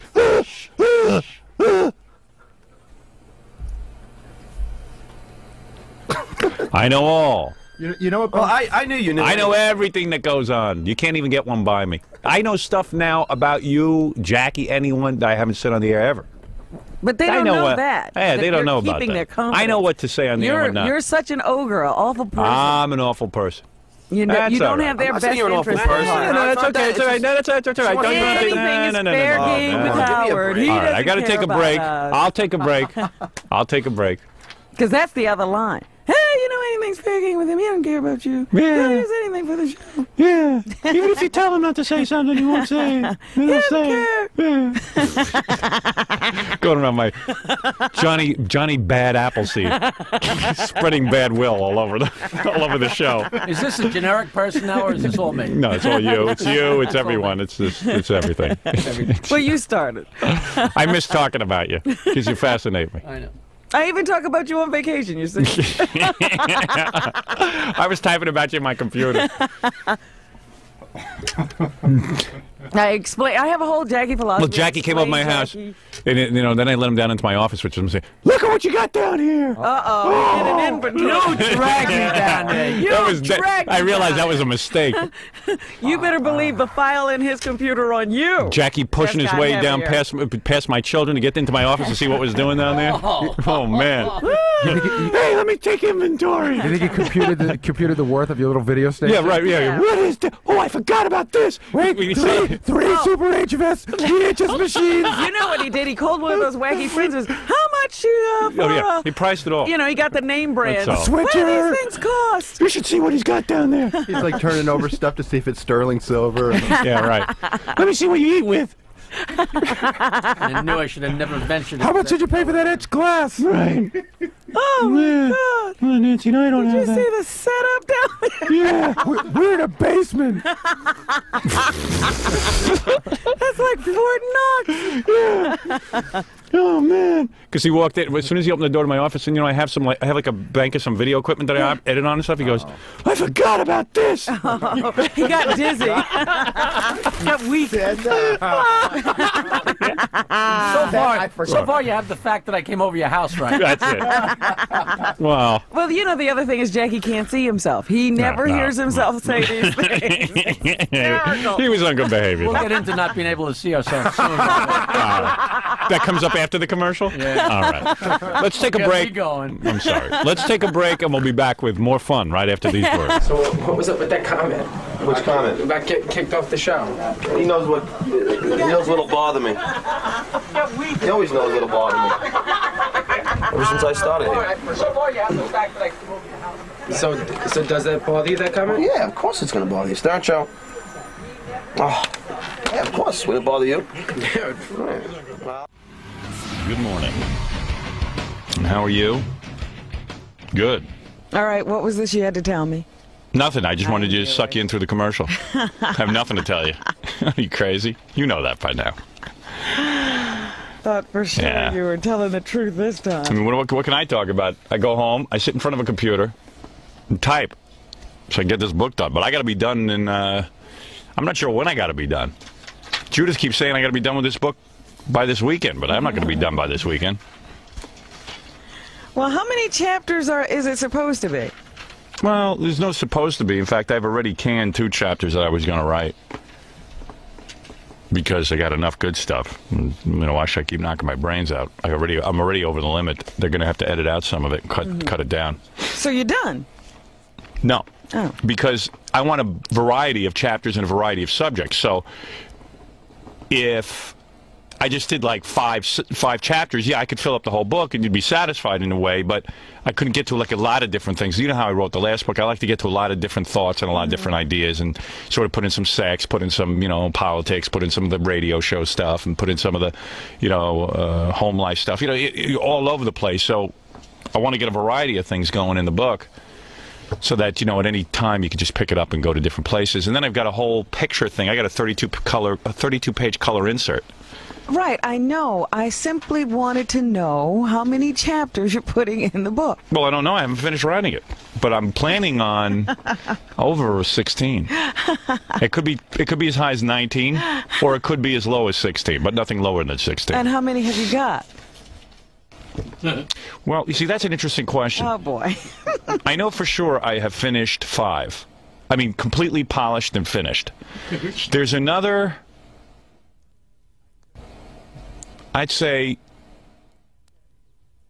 7 that are, in my mind, they're kind of done, but I need to go back over them again and just like fix them up a little because Judith edited them and I didn't like really get to read over what she's edited because I'm still writing. So I don't know where I'm at with those. Okay. All right, but there are. So there's about 12. 7. Okay. So there's 12 I would say that are in pretty reasonable shape. Okay. And then there's another chapter that I've written. I finished last night, and I'm not sure what the hell I wrote. I think, you know, I got to go over it now and like fill in the blanks and you know I write with blanks. Yeah. Well, sometimes I realize I don't finish a sentence and I just keep going. You jump around, you go back, you fill in. That's what's great about the computer because you can just go back and cut and paste and you know. Sometimes I even have thoughts out of order. You know, like you have 2 thoughts and they don't follow each other, but they follow each other in another paragraph. So I move the whole thing around. So I'm there with that. So that would be let's see, 12, 13 chapters. I'd say that. You know, you could count as sort of done. And then there's another 4 to 5 or maybe as high as 6 chapters, now that I think about it, that I have in my mind that I'd like to get into this book. So they're only in your mind? Well, yeah. All right. They're only in there. But, you know, got the weekend to write. And what's 6 chapters for the weekend? Yeah. And then I gotta organize the thing because I did put in a lot of color pictures and stuff and cool stuff. Like I've got a 5-page insert of a comic book. Ah. I took the original screenplay for Fart Man that never was produced. And turned it into a comic? Turned it into a comic book. Ah. So that people could finally see what the hell I was going to do as Fart Man. It's really good. Yeah. Yeah, so you'll see the script. I mean, see, I didn't change anything. It's the original Jonathan Lawton script. And it's fun. Because at least you'll be able to sort of visualize what Fart Man would have looked like. It's good. It's good. And you'll like it. And in fact, it was drawn and painted by one of the top guys at Marvel. Whose name, I don't have his name. Yeah, escapes me right now. A guy named Tom, but I don't. Good guy, Tom. Tom Gnatum, I think his name was. I don't know what it is, but I got his name at home. He's really good. He's considered like the top artist at Marvel. So I'll let you. I'll get you his name. And what do you need from me? Now I've been informed that you need pictures of me. Well, yeah, I was thinking about it. I know last time that you felt that I didn't give you the proper picture, and I want to make sure that you look more beautiful than ever in my book. Now, if you have any good pictures, I would like some, because, I'd like to put you in there. I've got a photo, I've got a photo from that day, but you're kind of in makeup. The day you did the picture for me. The day me, you, Jackie, and Fred did a picture. Day. Yeah, but, you can't really, it's not you. You're in makeup. So you just need a picture. If you could give me one or two, give me something. Give me something to play with. Does it have to be color? No. It doesn't have to be No, color. it does not. Oh, good. Right. Okay. It does not have to be color. Well, maybe I can help you. Thank you. Thanks for the help. I really appreciate it. Listen, whatever the Queen Highness gives you a picture, you got to be grateful. I know you have a lot of pictures from various shoots that you've done over the years. You're one of the most photographed celebrities in the country. Oh, right, sure. And that's why when I looked, there was nothing. I'm just thinking sales. I get a picture of you in there. That's, if I can get your fans roped into buying the book. Sure. In fact, if you've ever been to Robin's apartment, if you've ever been lucky enough to go into her inner sanctum, Which very few people get to do. Her apartment is wallpapered with pictures of herself. It's a museum. It's a museum of Robin. Me. You've heard of the Rock and Roll Hall of Fame? It's the Robin Quivers Hall of Fame. But it's the picture. The picture. With story and interactive on her wall. You get the story behind the picture. Yes. So.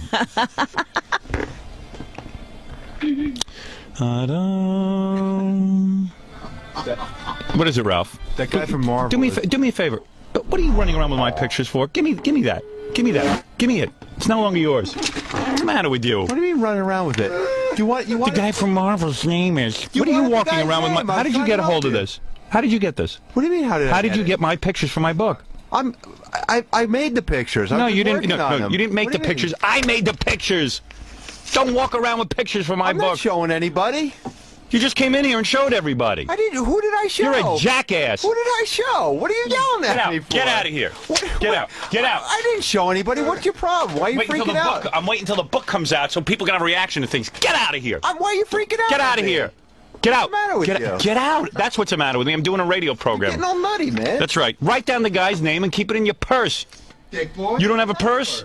Well, then buy a purse. Okay. Want me to get one for you, too? Yeah. Don't walk around. You didn't have to walk. He has to show everyone. Look what I have. The picture to Howard's book. Write it down and bring it in. Who did I show? You just showed Jackie and Fred and Robin. Oh, nobody saw anything. I don't need to buy the book now. He didn't see anything. Yeah. Get out. I had it closed. The artist's name is Tom Morgan. Thank you. He has to walk around with every picture. No, I had it folded right to that. I don't know what nut gave you this. That's it. Now you can't walk around with them. A nut. I don't know why I trust you. How do you invade my life? What did I do? Go ahead, get out. Can I have my pictures back? What did you do? I'll tell you exactly what you did. Tell me what I did. I didn't ask you to walk around with my pictures and walk in here with the Fart Man cover. Were you just? I didn't ask you to do it. Were you? You had nothing to do with the Fart Man cover. Were you just? Why do you need a? What is it? Why did you need the copy of the Fart Man cover? What moron gave that to you? Jack Heller. Yeah, Jack's a moron. He gave it to me because there were other pictures on there that I needed. All right, on the Fart Man. There's no other picture on the Fart Man. Open that up. See what's next to it. No. What am I going to do with it? What are you going to do? No, it's not what you're going to do with it. It's just that you're stupid with it. I'm not stupid. Nobody saw it. Look what Howard has. Fart Man. I have an advanced copy. There's no reason for you to have that. Jack, why would you give Ralph my advanced copy of Fart Man? He has nothing to do. I was showing some girls so I could get laid. Exactly. Yeah. Goodbye. Goodbye. Yeah. Goodbye. Can I have my... No, I don't want you... they're my pictures. I don't want you walking around with them. I'm sorry. I'm not into it. I'm not showing anyone. You just did. I showed you. You've seen it. Just go figure out how you're going to make my hair look better tomorrow. It looks great, man. All right, goodbye. Goodbye. What a nut. What a knucklehead. You're a mess inside and out. Jack Heller, hands over everything. Hey, Jack, hand over my life that I've worked on for the last 2 months. He has a lot of faith in Ralph. Yeah, he sure does. Why don't you hand him out on the street, Jack? Drop him from a helicopter. Leaflet the place. You know what it is? I like Jack. Jack's not a moron. I'll tell you what. He gets bamboozled by Ralph. That's all. He thinks Ralph is brilliant. Yeah. He thinks Ralph has a brain. I know. I talked to him. I know. I know. I try to tell Jack he doesn't. I told you, I took that cab ride with Jack, and all I heard about was how wonderful Ralph is. Yeah, well, it's pretty sad. You must be working him too much. Ralph running around with my fart man. Why, Jack, why would Ralph have that? What possible reason would you give that to him? I've had that in a folder in my bag. Nobody's seen it. I got you. Is that the bag you leave laying all over the street while you rollerblade? And when you're sleeping? Yeah, when you pass out in the street. You're laying in the street? No, I wasn't laying in this. When was I laying in the street, Robin? You let me worry about the pictures. It's not necessary. In my bag. You wanted the name of the Marvel. So I dug it out and I brought it up here. Thank you. I've been working on those pictures. Good. You know I've been working on Good. them. I don't know why you're freaking out like I'm not freaking out at all. Now that I have the pictures, I'm fine. I have more copies. Good. Go get one. Let me see you produce it. You don't have more copies, and now you're not entitled to have any. Get out. You're not going to have it. Please. Get out. Here's the walker. Look what I have. Chicks. What chick? I've got the film. I mean, what are you being like this? What's the big deal? I'm not showing anyone. I'm not stupid, really. Come on, give me a break. Could someone remove him from my studio? Call security. I don't want him in here. I don't know how else to say it. I'm trying to be nice about it. Mental patient, running around with my pictures. Why, Jack, does he have to run around with my fart man pictures? Come on, everyone's got to use their head. Oof. Busted my balls. He's running around in that filthy knapsack. He puts my pictures. He passed out on the street after he goes drinking. Guy's out at 3 o'clock in the morning laying there. I mean, listening to him, he passes out and sleeps on the street a lot. I can't lose my knapsack because it's used as a pillow while I'm sleeping on the street. Yeah, they'd have to wake him up to get it. Yeah, I would feel it if they took it. Security. Yeah. Anyway, kook. You know, because I let him in the door a little bit. You know, usually I wouldn't even let him run around with pictures and stuff, but I needed him to. He went over to Jack's to, look at some stuff for me and everything. Suddenly he walks out with, he collects. Because he'll go, could I have a copy of these, Jack? I'm going to need to see them to refer to them and think about them. And then next thing you know, he's running around with the whole book. Because he bamboozles other people. Me, I would never let him leave the house with those pictures. Come over here when you have to. Yeah. He bamboozles. He's got a line of rap. Yeah, he's got a rap. I need to look at them, study them. Study them. Take a look at them, and then you're done. If you have any extras of those. Yeah, right. Could you Xerox those? As soon as you get them back, I would like to see them. Yeah, Mr. Finagle. Mr. Finagle. I'm going to need to take some pictures with me so I can stare at them. I know your whole M.O., douche. I would like to Listen, douche, why are you being like this? You know I had to work on these pictures. Yeah. I've been working on these pictures. You did a fine job. You did a great job, but you don't have to run around with pictures of Fartman. It has nothing to do with you. Yeah, but you didn't put any work in on the it. Fartman page. There's pictures of John on there, too, and I was working with those. He just happened. All right, now it's done. You've done your work. Very good. You're finished. You can retire now. Good job. Good job. Why, don't dismiss me like that, like I'm an idiot. I did a good job. I was working on those. I needed to work on them. I didn't bamboozle anybody. You needed to work on those? Yeah. Okay. Because the pictures had to be all right, good. All right, now you're done. We don't need you to work on them anymore. You're finished. You're retired. We'll see if we can do it without you. Oh, boy. So you don't need to see those other pictures? No, you can leave those with Gary. You can leave them all with Gary. Yes. I hate to heap it on, but this is probably a good time to inform Ralph why he is not going to be the staff photographer for the show. Yeah. Well, you know what? Listen to this. Uh-oh. So I'm putting together the pictures for the book, right? Yeah. I'm putting together all the pictures for the book. Okay, what did I do now? You didn't do anything. I'm putting all the pictures together for the book, and I said, this is crazy. Every time I need a picture of me, I got to go find it, and, I got to contact another photographer. I said, it's so silly. When a guest comes in, we should take a photograph of the guest with me or whatever. If I go somewhere, take a picture of it. I said, why don't we keep a camera here, and someone will be the staff photographer and take pictures. So, well, what does it cost me? I'll get some film, and I'll have a camera. So Ralph says, hey, I'll be the staff photographer. I'll take pictures. So I said, okay, fine. Then as soon as I say, okay, fine, that opens up the floodgates. I'll show you what a user he is. He goes like this. So you're going to buy a camera, right? I go, yeah, I'm going to buy a camera. okay, now, could I use the camera for my own personal photograph? So he's going to take the camera. Wait. Okay, so I said, okay, the guy wants to use the camera. Just listen and learn, dummy. You didn't. So anyway, you want to leave and have me tell the story, or you want to sit there? You can respond afterwards. Okay, I'm listening. So, okay, I'm sitting in my office, and he says, that now, all of a sudden, what went to being something easy was going to become difficult. He says, I'll be the staff photographer, but, you know, if you're going to buy a camera, will I be able to use the camera at home? And I have pictures I need to take. So I just like, you know, by play cool, already my wheels are turning. I go, oh yeah, absolutely, sure. And he says, and when you buy the film, what if I have pictures I need to take on your film? So now all of a sudden I realize Ralph is not only going to take the pictures with him and have the camera with him, and now he's going to take it to some store in Jersey and get them developed, you know, the whole thing. It's just going to, instead, what most people would have done is take the pictures for me. When they're done with the roll of film, give it to me, and I'll give it to my assistant, and she'll have it developed. That way I'll have, no, well, maybe because I'm going to need some pictures for my portfolio, he says. I'm going to need some pictures for my portfolio. I want them for my portfolio. And all of a sudden, I just went, oh, okay, yeah, okay, fine. Okay, Ralph, I'll talk to you later. Boom. 2 seconds later. He's not the staff Kathy's the staff photographer. She's going to take my camera, take some pictures. When Kathy's not here, Grillo's going to be the staff photographer and just take the pictures. Hand me the film when it's done. And it's done. It's so easy. But it was already, I saw already the first day, it was becoming complicated because the camera, where's it going to be? I'm going to have it home. What if it's not there? What if my pictures are on the film? I'm going to need to get you my pictures separated from your pictures. Is going to... I just went, okay, Ralph. Now, thanks for your help. Now, all these other things that you mentioned, did they just pop into your head? You you don't remember that? You don't remember that discussion? I didn't say half of that. Okay. And you did you say half of it though? No. No, you didn't say half. You were wrong on You every didn't ask point. me about the camera if you could take it with you? Can I say my side now? Excuse me. Quiet. Did you ask if you could take the camera with me?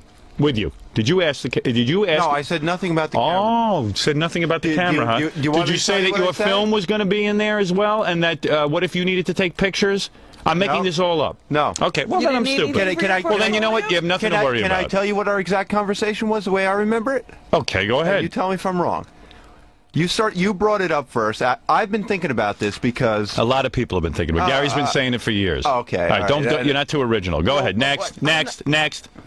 You're a user. What for years? You're complicating things. If you want to be the staff photographer, it's my camera. My thought was to get a good, expensive camera. Yeah. And okay, that's no problem. I've been wanting to buy one, and you brought it up. So I said, if we get a $2,000 camera, I'll pay $1,000. I don't need a $2,000 camera. And I said I'll split it. I said I'll split it. I need one of these throwaway cameras. I said I'll split it with you because I'm not looking for that. He complicates it. I said to him, I don't want to split anything with you. All I need is I need pictures. I don't want you running around with my camera. Why don't you just say that? Why do you have to be stupid? No, you're stupid. You're like a baby. I'm not looking for you to be my staff photographer now. You're too complicated. Okay, fine, but why didn't you just say that? I will have to split a camera with Ralph. What are you going to do with a $2,000 camera when Ralph's not around? Yeah, exactly. When Ralph's busy taking it home to take pictures, I won't have it here. Take it. I'll be going, hey, where's the camera?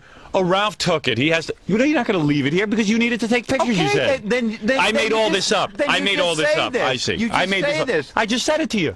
You just say that. I just said it. Yeah, but why couldn't you say it then and say? I'm saying it now. You know what? I don't think that'd be a good idea. Why don't we just get one for the station and keep it here? I don't have the energy to sit and teach you common sense. No. You just can't be. You just can't be honest. Okay, with people. Fine. So that's a fault of mine. The only place you can be honest is here. Why couldn't you just tell me there? Is that a fault? Fine. I accept it. I accept it. I'm not honest with people. Why did you just tell me? I'm a dishonest man.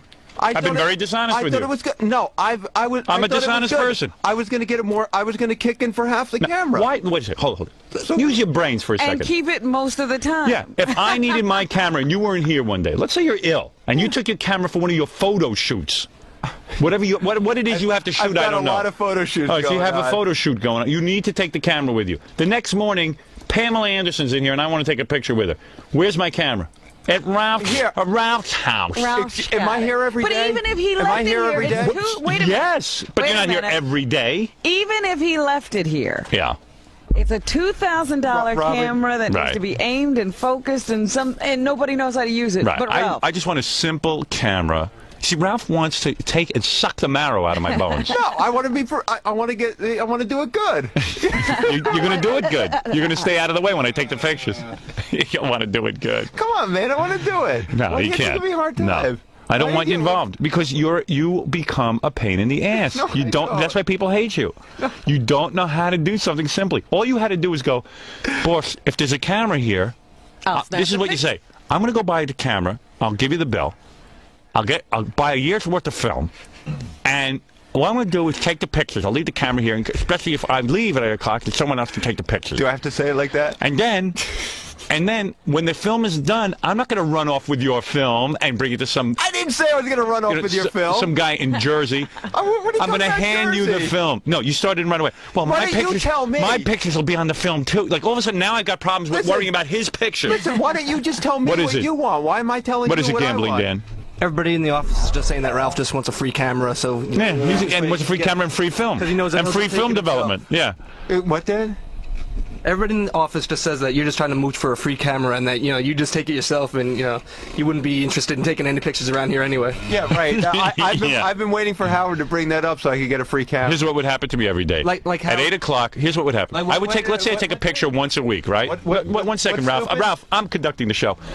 At 8 o'clock, Ralph will leave, need the camera that day. There'll be a whole thing, he needs the camera that day. Are you going to have any guests in? I'll go, no, I don't think so. Well, then I'm going to take the camera. Well, what if somebody comes in by surprise? No one's going to come in by surprise. How often does that happen? How often does that happen? Now I'm fighting for my camera. Then Ralph runs out with the camera, let's say, okay? Then he goes, and he snaps 50 rolls of film for himself. And he goes, and I need the one picture that's on there. He goes, that's right. Yeah, some of these are yours, some of them, I'll pay for mine, but, why don't you go have them developed, and then, so... And then I'll pay for it. And then he'll know I'll never pay for it. You'll give me my bill. Right. Yeah, I'll sit there and split up the bill with Ralph. That's okay. Go buy yourself a camera. Take your friggin' pictures. Really. And leave me alone. It's so ridiculous. It is ridiculous. You are ridiculous. You couldn't make it a simple thing. Make my life easy, not difficult. What did Fran Shea tell you? Make Howard's life easy, not difficult. You make my life difficult. No. I'll do whatever you want, You always have a plan where Howard gets to do. He tries to give you a job, and then you give him a job. Yeah, I always end up working for Ralph. No, Robin, that's not true. That's what it sounds like. And he bamboozles people. He's now separating pictures and giving you a bill. All I know is when he said, hey, I'll be the staff photographer, it sounded like such a great idea. And then all of a sudden, as it started pouring out of his mouth, I just went, there's no way he's a staff photographer. All of a sudden it was like, then we'll get a camera and split it. And I'll take it, because you're not going to be using it all the time. Now, what if some of my pictures are on your phone? Yeah, so I'll get them developed, but, and then so then he'll have all my pictures. He'll have the Ralph portfolio of my pictures. Excuse me. I'm not interested in that. You brought it up to me, and when you brought it up to me... Well, I was sorry. It was a mistake. Excuse me. It was a mistake. You brought it up to me, and I brought it up to the wrong person. I should have brought it up to Kathy Tobin. I said to you, Kathy is the staff photographer. Listen to me. And I bet you she's going to be great at it. I said to you, I've been thinking about this. What I was thinking we should do, because when we go on these trips and all these times that I could be taking pictures, even at some of these photo shoots, some impromptu kind of things that aren't being shot, I could shoot. All of that was right. But all of that was correct. And my thought was to spend a lot of money and get a really good camera. That's a good thought, too. And I wanted to get a camera, so... No. That's where you went wrong. Okay. I wanted to get a camera. I have nothing to do with your camera. Go out and buy a camera. You get paid money. You said you wanted to spend like $1,000. I wanted to get like a $2,000. I didn't say anything. Really? I don't know what a camera costs. You said like spend $1,000. No, I want to spend $200. I don't want to spend $1,000. He doesn't want a camera nobody can work. Right. I want a simple, easy, instant, automatic focus camera. Yeah, but you can get those that are good. You get it for yourself. Okay. I'm not a high roller like you. And then what I'm going to do is I'm going to ask one of the interns to snap a few photos. What I was interested in you doing is just snapping a few photos. Right. Suddenly it became, I gotta take the camera sometimes, and we'll split it. And also when we get the film developed, I'll take it in, but I don't want you. I wanted you to take a picture about the film. I wanted you to take. Oh yes, you did. I want to take 50. I did not. You're crazy. I want to take 50 rolls of film. Have you hand me each finished roll, and I'll worry about getting it developed. You're crazy. I said not interested in you running around with my pictures. About the film being developed. Goodbye. All right, you're done. You're not the staff photographer. I fired you as staff photographer. I never got hired. Right. How did I get fired? You're done. You talked yourself out of the job before you got it. As soon as you opened your mouth, all I know is it started getting very complicated. No, it didn't. You know what? You just hear one little thing. Boy, Kathy was easy. Kathy goes, what do you want me to do? Snap a picture? Okay. I'll go get a camera. But why have Kathy? Kathy doesn't come until like 8. That's why Gorilla's going to be here at 6. Okay. Gorilla's going to go like this. Yeah, but what Gorilla's if he's, not what an if artist? he's like passed out like he is today? Yeah, he's hungover. Yeah, he can't work. Yeah, he's passed out. Oh, dear. He passed out. Oh, man. I couldn't take the picture because I was passed out. He worked last night all night at that Tropicana beauty pageant. He worked. He drank. Whatever it's called. Not work. He drank. Oh, I went out. I didn't even sleep. I was out Right. drinking. I'm fine. What did he do? Did he throw up? I don't know. Drag him in here. Wake him up. Well, thank you, staff photographer, ex-staff photographer Ralph. So you could be getting Gorilla's picture now. Go stare at the hairbrush. That's your life now. You're no longer a photographer. There he goes. It's a sound you'll never hear. Oh, Fred, why did you? I'm sorry. I'm really hurt now. All right, goodbye. Get out. Get out. Now you're done with it. Now you're done with your job. Any pictures? No. If you want to, with your expensive camera, and give them to him. That's one. How about if I bring him my 2,000? First of all, you know how obnoxious he is with the camera? Because then he takes the picture, and then you'll see he'll go, I'll be doing a book or something, and he'll go, oh, I have all the pictures. Yeah. And I was just like, why do you have them? Oh, because, like, a lot of times I just want to get them developed, and so I stuck them in this book, and, they're yours whenever you need them. Yes. But can I have them back, please? They're mine. And it'll be all confusion and Ralph. And I've given you so many pictures that I've taken you have. from your stupid book. That's right. So what? I want the pictures. problem? I just want it simple. It's too complicated with you. You're an artist. I don't need an artist. I need a guy to snap a picture. No, you need an artist. You need an artist. To All right, thank you. All right, your microphone is off and you're gone.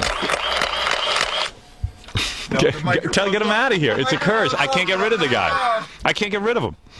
Get out. Get out. I have to do a show. A moron. Oh, don't touch me. Get him out, John. Don't touch me. Get him out. Hey, man. Stuttering John. Hey, man. What, sorry? I'm going to go wake up Grillo with the camera on him? Yeah, wake up Grillo with the camera on him.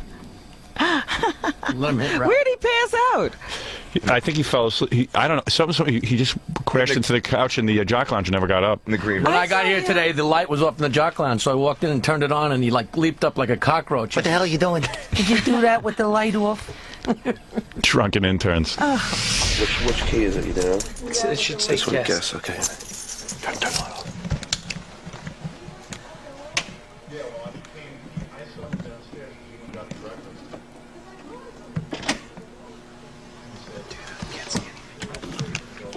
It's not. Oh, it's fucking beat, dude. I think he wants to talk to you. Now? Yeah. Go ahead.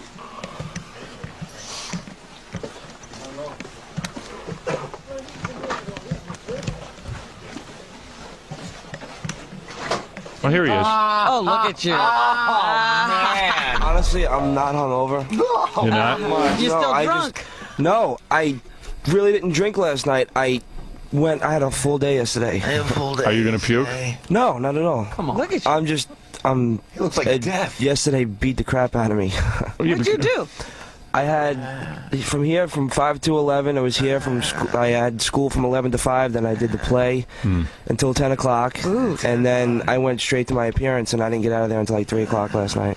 So go ahead. Go back to sleep. You can go take some rest. I'm awake now. No. Go get some sleep. I'm wide awake now.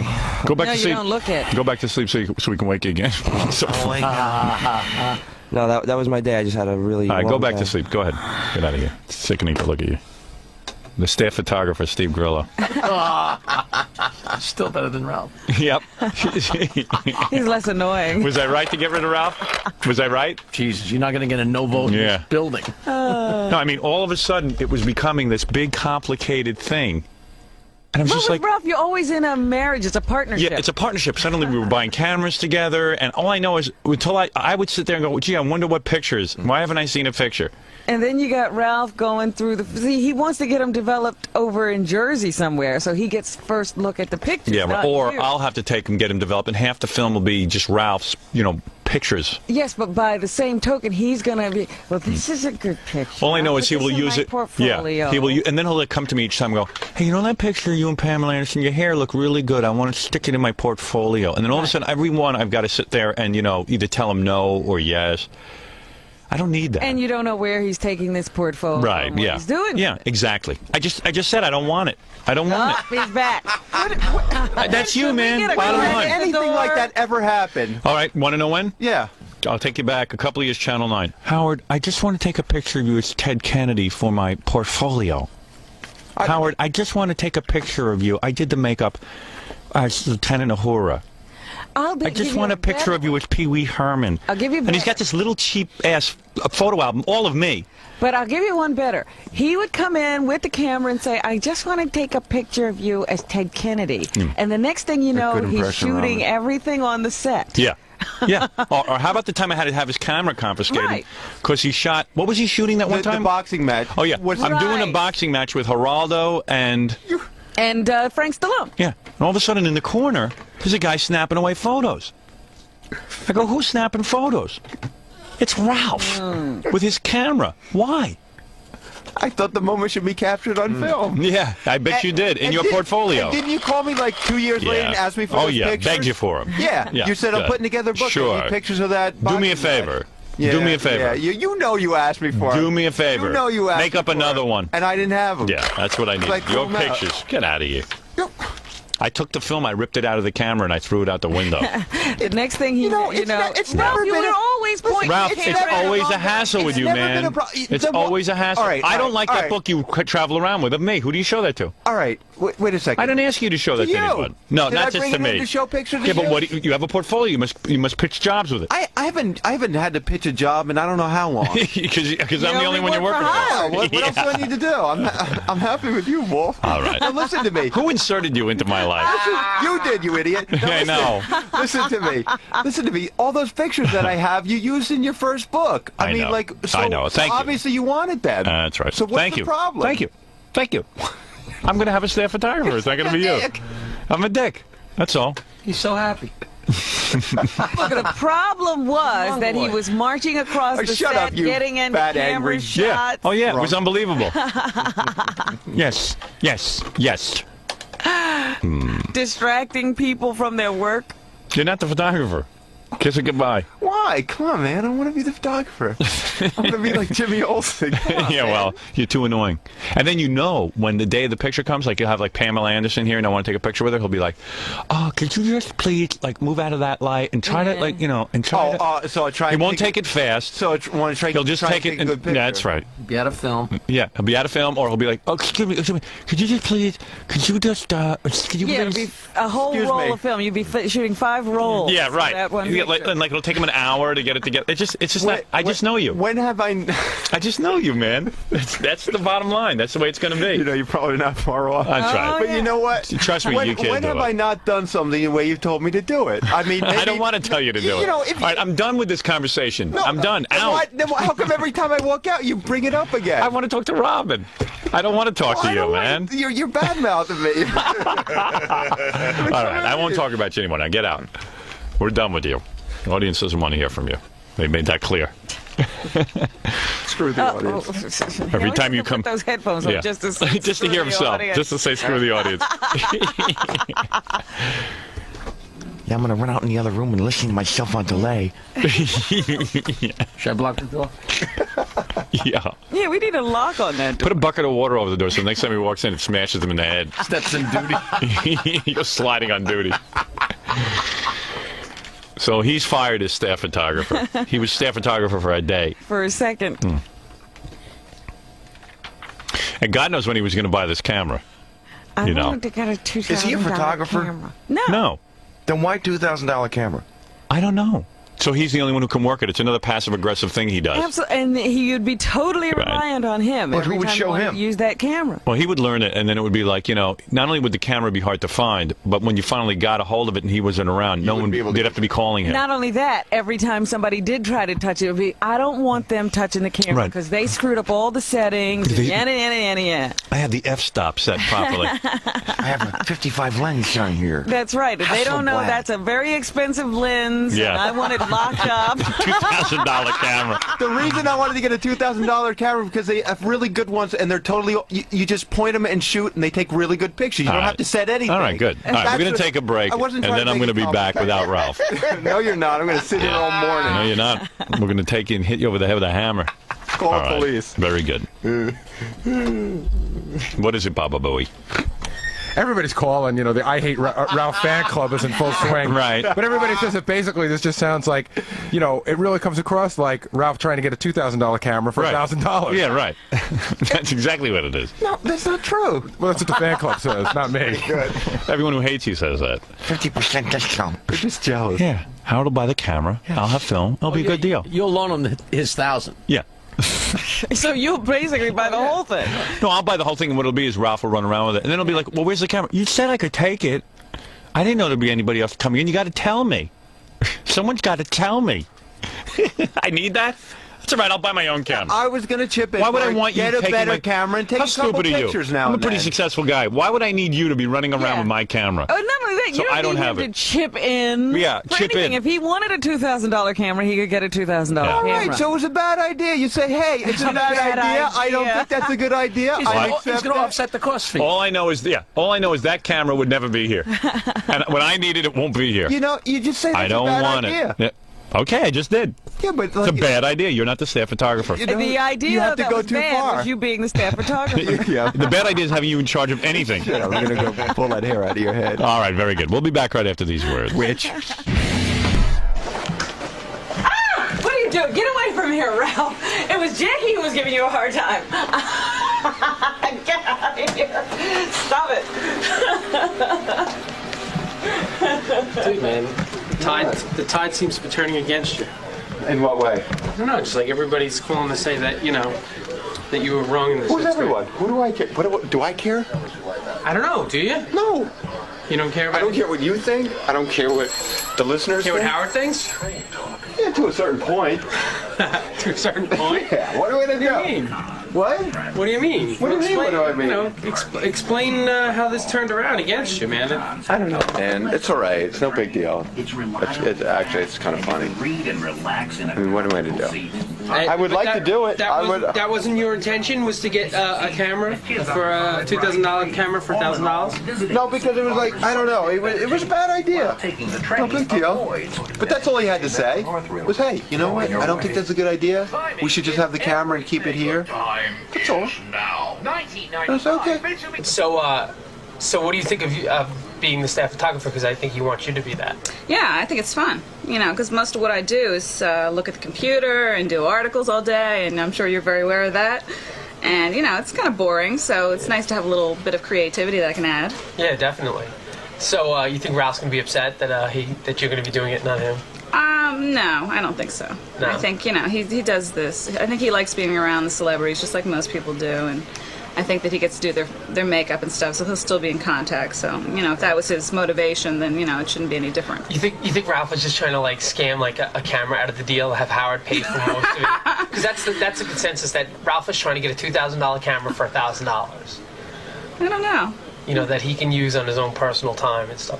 Could be. It sounds like a Ralph deal. Oh yeah, right.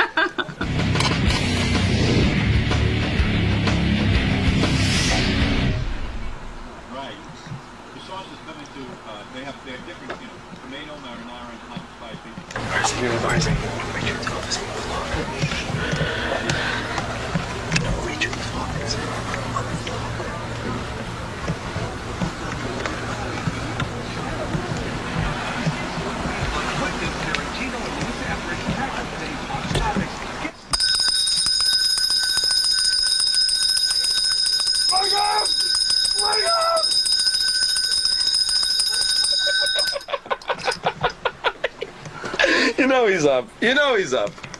Ralphie? No reaction this time, Ralph? Am I doing a commercial with pasta erotica? Well. Well, what are you know, you said something funny to me yesterday, Robin. I got to bring it up. What did I say? You made an observation. We were back in the office, and I won't go into the whole story, but Baba Fuhai. Well, I observe him more than anyone else. Robin's unbelievable. She is a Baba Fuhai observer. A Gary expert. Yeah. She's a Gary expert. And I'm sitting back there, and I'm having an argument with Gary because I got very frustrated. I'm going on vacation next week, and Gary had to arrange some office stuff. You know, people to answer the phones, whatever. what have you. And finally, I turned to Gary and I just said, Gary, I know what you're going to the reason I hired you is so that you could take care of trivial crap like this. Don't bring it to me. He goes, well, Bolf, I have to bring it to you because Tom won't listen to me. No, I didn't say Tom wouldn't listen to me. I said that Tom won't listen to me on this. When it comes to matters of money, right, and me trying to get more money out of the office, I don't have enough weight with Tom. Your quote was, Tom doesn't take me seriously on these issues. So Gary leaves the room and Robin says to me, well, of course Tom doesn't take Gary seriously in any way. Look at how he dresses like a Cub Scout. I said, you're right. I said, look at him. I said, the guy wants to be taken seriously as a producer. He wears these shorts that look like Beavis and Butthead. You know, everyone around here, like, seriously, the way and then I looked at you and I was like, oh my God, you look retarded in your outfit. We said you looked like you were going on a camping trip. Yeah. How can anyone take you seriously about anything when you dress like that? I don't think that has anything to do with it. I think I've proven. Look at the shorts. You go look in at the big hairy legs. Office with the hairy legs hanging out of your pants. And that's you want to talk business. I mean, you don't even look like and you're wearing like one of those T-shirts that the audience sends in. This is a cop T-shirt. Yeah, just like I the know. Ones you wear. Yeah, it looks. Yeah, that's the problem. Just like the ones you wear. You're not me. So if I wear what you wear, I'm a moron. But if I wear what you don't wear, then it's stupid. First of all, I look 20 times more professional and presentable than you do. You get it. Listen, I'm not supposed to be you, so let's not compare it. Yeah, but you get more dressed up now because you do the E-show. Before that, no, you even then, every day. I never. But I'm not you. You're I Howard wore Stern. sweatpants to work every day. Yeah, just about. Are you dreaming? In fact, you just wore them 2 days ago. Robin, did I wear? Yes. Did I wear sweatpants every day to work? A lot. At least I would cover my legs. Gary, you look totally unprofessional. First of all, you're talking about two different people. You're talking about a guy. I said I'm not going to compare. Excuse me. You're talking about a guy who's. I won't get into this vicious circle. You're talking about a guy who's a star on the radio. I could come in my underpants. They wouldn't care. So why are you comparing me to you? I'm going to tell you who I am comparing you to. I compare you to Peggy Panache. Right. Who dresses professionally every day for work. She's in a management position. I compare you to Tim Sabian, who's the program director. I compare you to anyone who works in the accounting office. I compare you to Terry, the head because it secretary works for the benefit of this bit. No, yes. I compare you to these people. You are supposed to be dealing with these people. When you go into Peggy Panache and you're dealing with her from me. Yes. In all seriousness, I swear I'm not just saying this for radio. You look like, to me, you look like a kid who's going out on a Cub Scout camping trip. You know what? You're talking about that T-shirt today. I remember when he used to wear a Marvin the Martian T-shirt every other day, and he's going in conducting business in that T-shirt. And the shorts. He walks into Tom's office in the shorts. You can't possibly be taken seriously the way you dress. Right. So what was the other excuse for the other 9.5 years when I wasn't wearing shorts? What is the excuse? Right. In other words, was I taken more seriously last year? I don't know. Were you? Pants? Were you? Of course not. But, Gary, you've been dressing like this since you got here. You have never really changed your dress that much. The long pants come out for the winter. That's true. And they're only jeans. And Farmer Jones jeans and t-shirts. I'm just saying, man. Farmer Jones jeans. Seriously, Gary, you know what it is? I think you'd be taken a lot more seriously if you dressed a little more like the people in management here. Okay, I don't say wear a suit and tie. I want to work on that. Yeah, seriously. You know. Ooh. There's a guy, like we get an important guest in and publicists, and the publicists all come dressed for success. You know, they have a certain work attire. Gary greets them wearing a Porky Pig tank top. Not true. Oh, hello. I'll wear my Porky Pig tank top. Welcome to the show. Hello. I work on the show. I'm the producer. Never kept us from getting guests. Okay. They can't see you on the phone. Yeah, and a lot of the publicists really respond to you. They do. I actually have a rapport with some of them. All right.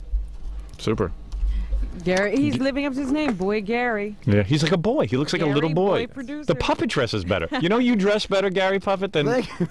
Thank you, Wolf. I have Yosemite Sam underwear on today. All right, but at least it's in your underwear. Yeah, is there no one else on the show to make fun of? Tom, can I ask you a question? And I'm going to ask you to separate yourself from the fact that this is a radio show. I don't even want you to try to be funny on this. Okay. I know Tom's answer. I don't. He agrees with you. I don't know. Let's see.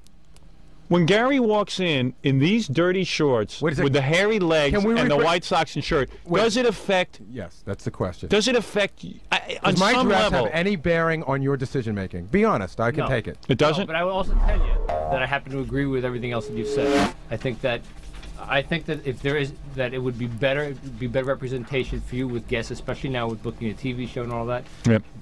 I mean, I think that's something that if Gary greeted a publicist dressed sort of in the attire that publicists wear, I don't mean a dress, but I mean if he wore something that looked something professional, pair of pants, maybe a shoes, not sneakers, you know what I mean? Not jacket and tie, but yeah, I mean, Right. slacks and a dress shirt would be. It's sort of like Bob Morton. I mean, Bob Morton now wears a suit, but I mean something like, something. Right. Like it's demeaning to the show, I think. Okay. You look like an intern. That's fine. It was when he walked out of that office yesterday, and I looked at him as he left. Who would take him serious? Yeah, you were right. And I said, you're It's a right. good thing you didn't ask yourself, Robin, because you're the last one on the list that would take me serious about anything. No matter I could be naked or dressed in an Armani suit, you think I'm a moron. If you walked in a suit every day, I guarantee you people would give you more That's respect. right. I would Guaranteed. treat you with more respect. Guaranteed. Am I right? I think. If you came in shorts. I think dress does help It makes a present difference. certain image. Right. Absolutely. I agree with Tom, but then again, I have a wooden head too. The Tom knows that if he walked in shorts and sneakers and bad socks every day with big hairy legs and hung around the station, I don't think Tom would be taken seriously. I agree with what you guys say to a degree, but you got to understand, Tom is the boss of this entire place. Right. He sets the tone for this entire place, so he should be the last person to dress like that. You are the only one, and you're in a management position. That's not true. I'm yes, not you management. are. In my show, you're in management. I'm not treated no, as see, management. Again, you don't know that. Yes, you are treated as management. Talk about how he is treated. Yeah, I am not treated I like as to think of management. myself as management, but nobody else does. You are the management of the show. Who else is the producer? I agree. So how are you going to be treated seriously when every other person in a management level who makes on a par with what you earn, who is going to take you seriously the way you dress? I guess no one. So if you give me a week of vacation to go out and get some new clothes. No, I don't get new clothes. You probably have stuff right in your wardrobe. Slacks around the house. I do not have shirt? slacks around the house. Oh, boy. Blue jeans and a good shirt. Yeah, would be Yes, fine. better. Yeah, blue jeans, you know what you wear what's really cool? Blue jeans, a regular man-tailed shirt, maybe even a tie once in a while when you got a big guest coming in like Arnold Schwarzenegger. Great idea. How about, can I wear, is this look okay for you? A denim shirt, a nice denim shirt with a nice tie? Yeah, that would look cool. And a pair of like, a pair Slacks. of nice shoes. I think it would make a jeans. big difference. Okay. New me coming up. Really? Yes. Let's try it out. I mean, you know, this. I mean, yesterday you really look goofy. I gotta tell you. Well, I'm wearing the same thing I'm wearing today, so I must be equally as I'm goofy today. desensitized to it because you know I don't think about that stuff. But Robin made a good point. I would say Gary and I spent time together yesterday, and it didn't. I didn't notice. You get I was behind the desensitized, console. but you do get desensitized to it after. But you do think of Gary as a kid when you see him dressed like a little kid. No, I mean I've always thought of him as the producer of the show. Really? Yeah. But wouldn't you Thanks, take man. it? I appreciate that. I know I would take him much more Yeah. seriously if I saw him. See, Tom doesn't realize it because it's been so long. Gary has never presented a professional demeanor, and he's never I'll taken give you a him primary example. Remember when Chernoff was working here? He was the program director. He used to wear like bad clothes In fact, and everything. I was almost going to say that. One of the first things that I told Mark when he came here was that he should change his style of dress. And he started wearing suits to work. And I got to tell you, on some level, I did look at the guy differently. I know it was very subliminal. You made fun of those suits. Yeah, but I did think of him as management. I thought of him as like being a little bit a important. more serious person. I took him seriously. Somehow Well, I nobody know did- that you know what? works on me. Maybe it's a bad cycle because since you guys treat me like I'm so unimportant, maybe that's how I dress. Maybe that's it. You know, it's a bad cycle. It's always our fault. Right. It's always someone else's fault. Robin, when was the last time you complimented me on anything having to do with this show, including some of the, Gary, including the in last fact, 4 or 5 birthday yesterday, shows? Yes, Robin did when yesterday. Howard was getting on your case, I said Gary's okay. When? Yeah. When was after it? he left. In the room. He was really Yeah. having a bad time with you yesterday. I said, here's what happened. Here's what happened. I'm sitting in the room. I go, I don't believe this. I said, this Gary can't handle anything. I said, he is bothering me today. I was completely nuts yesterday. I got a movie going on. I got a paperback coming out. I got an audio cassette coming out. I got a lot of projects on. And the guy is sitting in a room telling me how he can't get someone to answer my phone when I'm on vacation. And So I simply said, there's nothing wrong with Gary, because he was really down on you yesterday. You can tell me that once in a while, Robin. Oh, I'm never going to tell you. Why should we tell you? Why should we make you feel good about yourself? And I compliment you all the time. When? Behind your back. Exactly. And I've called you on several occasions to tell you how good I think you're doing. They've become rarer and rarer. But Oh, you know what? please, I don't need your Gary, you compliment. don't need that. You got a job, you know it. You've got You're a one of those job for a guys long that if time. somebody does something really good, you just think that your job is to do something really good. Nobody compliments me. That is the job. No, you're right. That is the job. Unfortunately, you get paid to do the job. And Thank yes, you. Nobody, but it nobody doesn't. gets enough positive. But you know what? To give someone a compliment once in a while is free. It doesn't cost you anything, and it Yeah, helps. I'll worry about that all the and helps time. somebody work better. No. You don't have to do it all the time. Yeah, I People do it don't need enough a for you. compliment every day. Believe me, I do it too much for you. I'm trying to remember. I know I told you recently you did a good job on something. Just dress better, because the way you dress now, you might as well wear an arrow through your head. Okay? And you want a compliment? Seriously? No, no. I'm going to give it to you. You have perfect teeth. How's that? All right? Didn't cost him anything. Didn't cost you a dime. There you go. It wasn't worth a dime. You asked Tom in private if he doesn't think that you would be treated much more. Listen, Tom, the one thing you can say about Tom. Forget about even your relationship with Tom. Tom is the most honest person. Tom does not come on the air and lie. He's not going to say anything different here than he would outside. Forget about your relationship with Tom.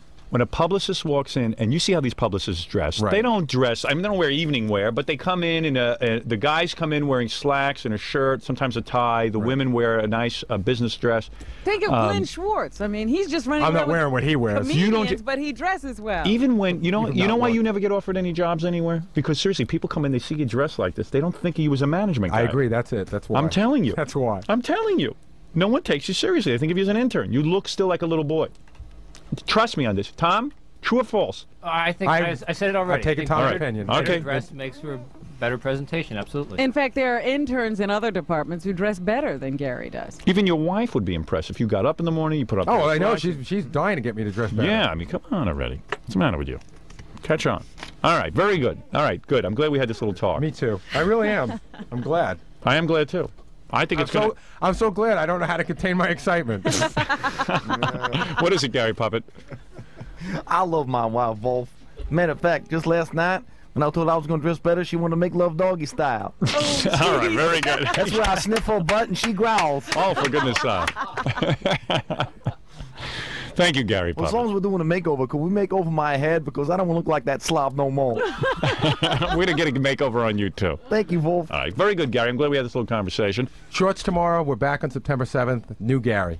Oh, no, you can't change tomorrow? I don't have anything to change into. I don't believe that. I've seen you dress up. I don't have anything comfortable to change into. Think about it. If it really disturbs you, don't do it. But, I just think it would help the show. Well, there's no publicist to meet tomorrow. Give me one more day. I want to do it. I want to do it right. Should put on a pair of jeans at least with maybe a nice shirt. I don't want to throw together anything haphazardly. No, just put a pair of jeans. Your wife will help you. Put a pair of jeans if you still fit in your jeans. I fit in them fine. And a shirt. Okay. We'll be back right after these words.